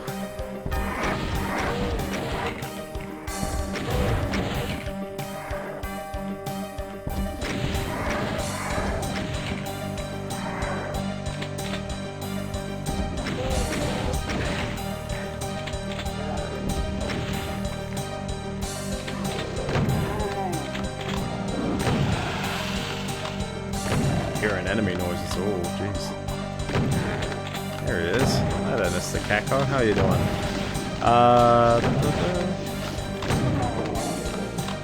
Yeah. I feel like I feel like I'd dangerously be a very overprotective parent. Like once that happens, I'm just like, yep, nope. Kid can't do anything wrong. But I'm also like, I don't know. I sort of feel like at some point it's like, well, if the kid is not going to damage themselves too much. You know what I mean? Like, they will learn. You gotta let them fall to, you know, just watch them grow kind of thing. I'm hearing them teleport in. I have no idea where they're teleporting in from, but... There's this hexen freaking ceiling going on here. I like how the hexen ones are all scripted, by the way, in the Guardian of Steel. As I'm going through like that, it's like, yep, nope, they're all scripted for some reason. My folks gave me the opportunity. Yeah, you gotta. There's a balance. The nature versus nurture. There's a balance. Hi there. Also, hi. That's gonna be a bit mean.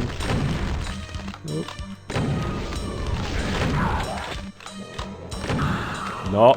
Dang it.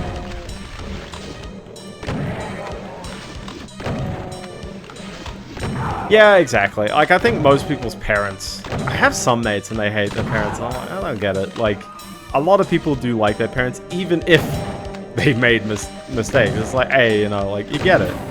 And also, you become, you know, the better person. I hope that every... like, that's what I mean. It's like, why would you hate your parents? It's like, obviously, your goal should be to do better. And, like, you know, if your parents are perfect, then, like, the best you can do is match that. But you know what I mean? It's like, you should just be, you know, like, a neat human being. Well, yeah, true. Sorry. Yes. If if your parents are abusive, then you definitely got, like, a fairly easy road to doing better. I like how I had to scooch through here. Oh, so this one's a close one, but like, yeah, hold on. It goes down, down, down. Good. Yeah, okay. Interesting. Lucky my parents are great. I remember I lost $300 on the pokies, and my dad gives me yeah. Like, okay, if that was me, I'd be like, yeah, okay, you learn your lesson, not like, here's more.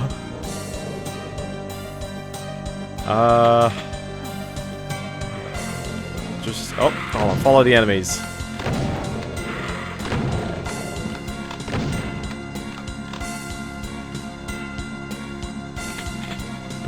Bit of a fun maze. Okay, not follow, yes, follow the enemies. No. Yes? No.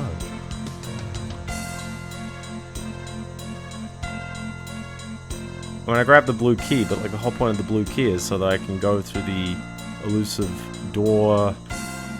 Hold on, wait. Magical switch. That's a fun sound. Oh, is that a spider mastermind just in the wall? He is in the wall. Hi. What is this placement right here? What is this placement? You'd be absolutely screwed if you had not saved the BFG for that. Just casually. And as a friendly reminder, Doom 1 ended with that one enemy. That was how the game was meant to end. And now it's just chucked as like a joke in a cupboard. It's kind of absurd that like Doom levels just immediately went for that kind of design, but that's how it is. And that's what Plutonia and TNT Evilution definitely, like, you know, flex on. They're like, yep, we made really hard levels and we get that. Now I got the red key. Now I can wander back and open a red door that was somewhere. There it is. Yeah, yeah. Yeah, through here.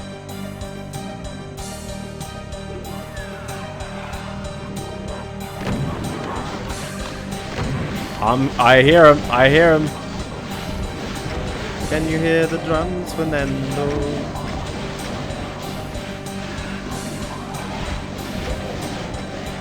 Alright, I got him up there. I got him up there. We have some fun fights going on here. You can teleport to the other side of the map. We can... That's the door I probably came in. Yes? Yes, okay. There's a door on the other side. Which teleports up to our danger ledge. And that picked up the yellow keycard, so I'm just gonna get the heck out of Dodge, if you don't mind. Hi there, Painey. How you doing? They're not chasing me in here, are they? No, no. Oh, snap. You're so lucky that pain elementals do not leave corpses, because it's just like, yep. Listen, we gotta love our archviles.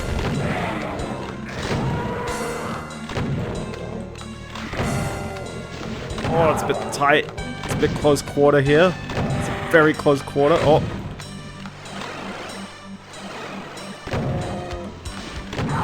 There we go. We lived. We got there.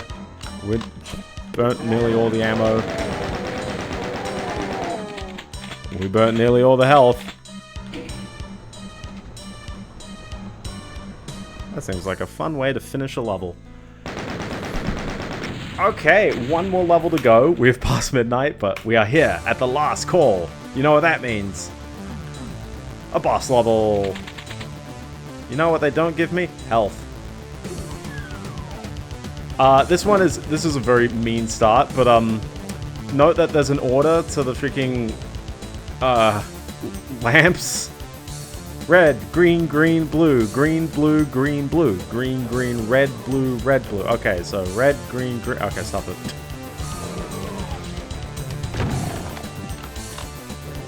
Alright. J. Red, green, green, blue, green. Oh yeah, they're all teleports as well. Jeez. I gotta deal with this. I gotta deal with the enemies killing me on this one. Okay. Red, green, green, blue, green, blue, not blue. Red, green, green, blue, blue, red? Wait. Red, green, green, blue, green, blue, green, blue. Green, green, red, blue, red, blue. Okay. Red, green, green, blue, green, blue, green, blue, blue, nope. Red, green, green, blue, green, blue, green, blue, green, green, red, blue, red, blue. Easy. Oh, there's been tons of regular zombie mens, but they do like the shotgunners and the chain gunners quite often. There's the shotgunner, for example. At least they're giving you the mega health stuff. So yeah, so this level is kind of weird because if I'll do a no clip at the end. But yeah, there's like a whole area of this map that's exclusively for the deathmatch, and it doesn't go into any of this. I'm hearing them. I'm not seeing them, but I'm hearing them, and I know where this is going.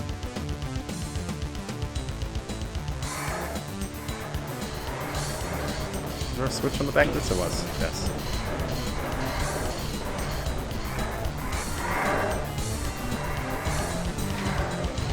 This is absolute torture right here. Do I just have to wait? Can I just wait and ignore taking these guys out? Yeah.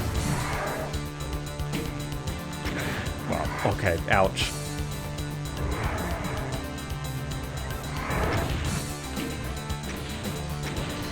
There you go. Easy. Don't need to bother.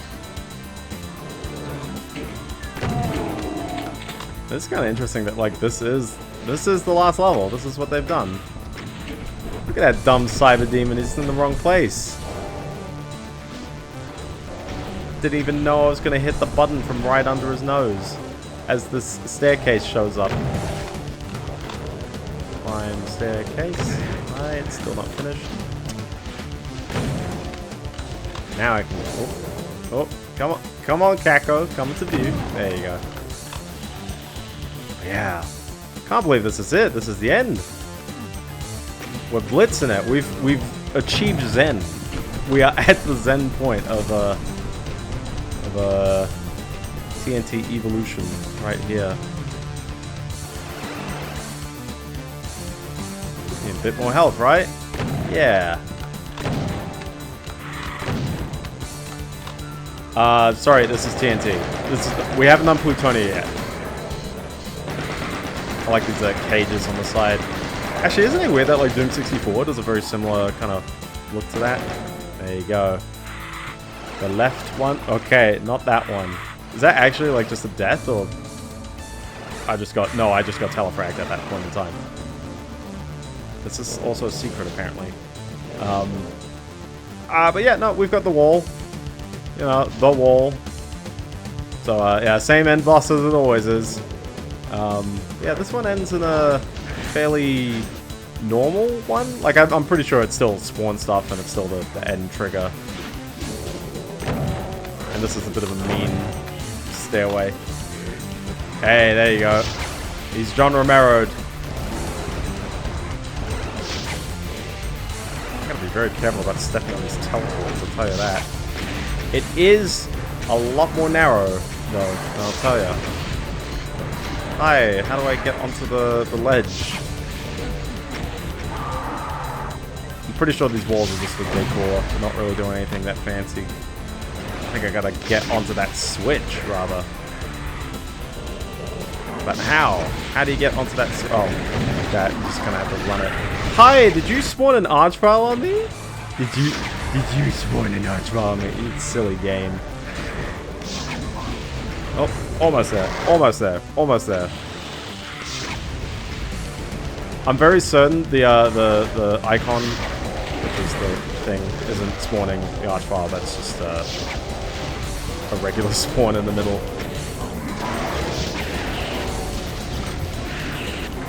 I'm pretty sure from here you can actually just see him, right?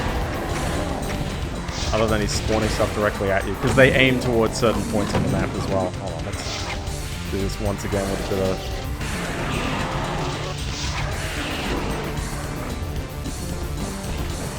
And you can indeed shoot the boxes, but I'm pretty sure that's clean game, right? No?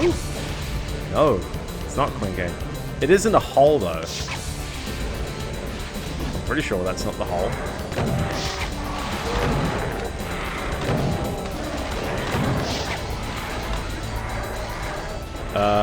Are we sure that's not the hole? Like, that looks like kind of it.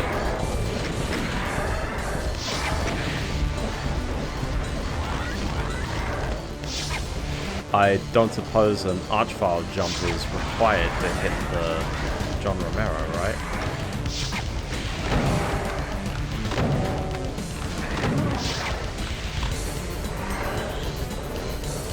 No, right? Yeah. So what am I missing here? I'm on the ledge. I'm standing right here. Where is... Wait.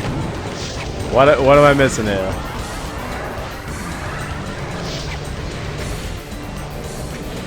I really hope he does not ask for an archvile jump to casually like get on this. Alright, archvile, get me, bro. Get me, bro. He's down there. Oh, that's just mean. Oh, is he not spawned yet? Okay. We use RNG to determine.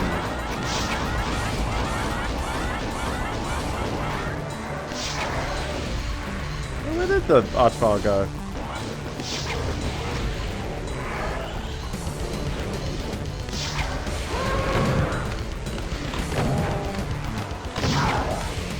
But yeah, I mean, we're right here. Like he's just in there somewhere. You know, when it stops aiming down, but like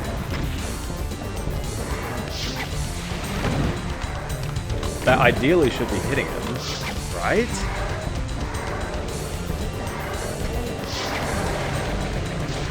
I mean, I don't suppose. No, BFG doesn't do it. And just for my sanity, he is indeed directly back there. Ooh, it is a weirdly narrow ledge. There he is, though. Okay. He is back there. So, do we do it from here, or no? We gotta do... Hold on, am I missing something? Because I would like to go there at some point. What am I missing here? Climb to the top of the curved stairs, drop down onto the raised platform, press the switch, it's raised with another set of stairs, travel up the ledge. This place is played roughly the right of the hole. Unlike one must actually aim just below the hole. If you stand on the top ledge, you will be able... Oh. So, as in here.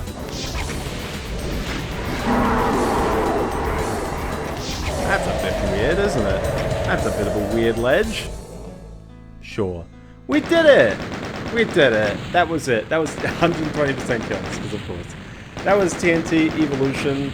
It's a little weird in places, and I think it's a little obtuse at times. Obviously, there's some real cool things. I think you saw the joys of a colored switch puzzle, or a colored lamp post puzzle. But there were some really cool levels. I like some of the factory style levels. Monster closets sometimes were just kind of hilarious. There were some good ones in there. It's got music. It's got a lot of vibes. I generally like it. So anyway, Suddenly, all is silent. From one horizon to the other, the agonizing echo of hell fades away. The nightmare sky turns to blue. The heaps of monster corpses start to evaporate, along with the evil stench that filled the air. Geez, maybe you've done it. Have you really won? Something rumbles in the distance. A blue light begins to glow inside the ruined skull of the demon spitter. and then you get an end doom screen, but at least they were neat and they rendered an actual end doom screen here. Oh yeah. Colorblind people cannot play this game. Especially, they're all very similar, like, brightness as well. Actually, oh, I would love to, like, go back and just be like, what does that look like when it's grayscale? I'm gonna edit, I'm gonna put it on screen right now for the VOD. That'll be fun. But yeah, other than that, you know, it's the regular old End Doom. It's not like they could really change that much. This is mostly, you know, extra content. It is an iWAD, technically, but, like, it is mostly an extra content kind of WAD. And there you go. That was it. TNT Evilution. So, join me. We fortunately didn't take too long, but we did get closer to 4 hours than I would have liked. So, but yeah, join me next week for the Plutonia experiment, the other half of Final Doom, or at least half of that, because I don't think we're not going to do the whole 32 levels in one stream, but hopefully it goes pretty alright. So, but yeah, that'll be good fun. They could have, yeah, they could have made a big Romero boss. That would have been fun. The Quake 2, I guess the Machine Games levels. If you're ever curious, go play that, because that's actually a real, like, lovely way to, like, expand upon the base game. So anyways, with that, thank you very much for watching. If you enjoyed this or you didn't enjoy this, you can follow on Twitch, where I stream every 8:30 p.m. Australian Eastern Daylight Time on only Mondays. We're only a Monday stream, just once a week. And if you miss parts of this, VODs are on YouTube, always at some point pretty soon, as well as all the odd VODs, so you can always go back. Years of content, tons of years of content.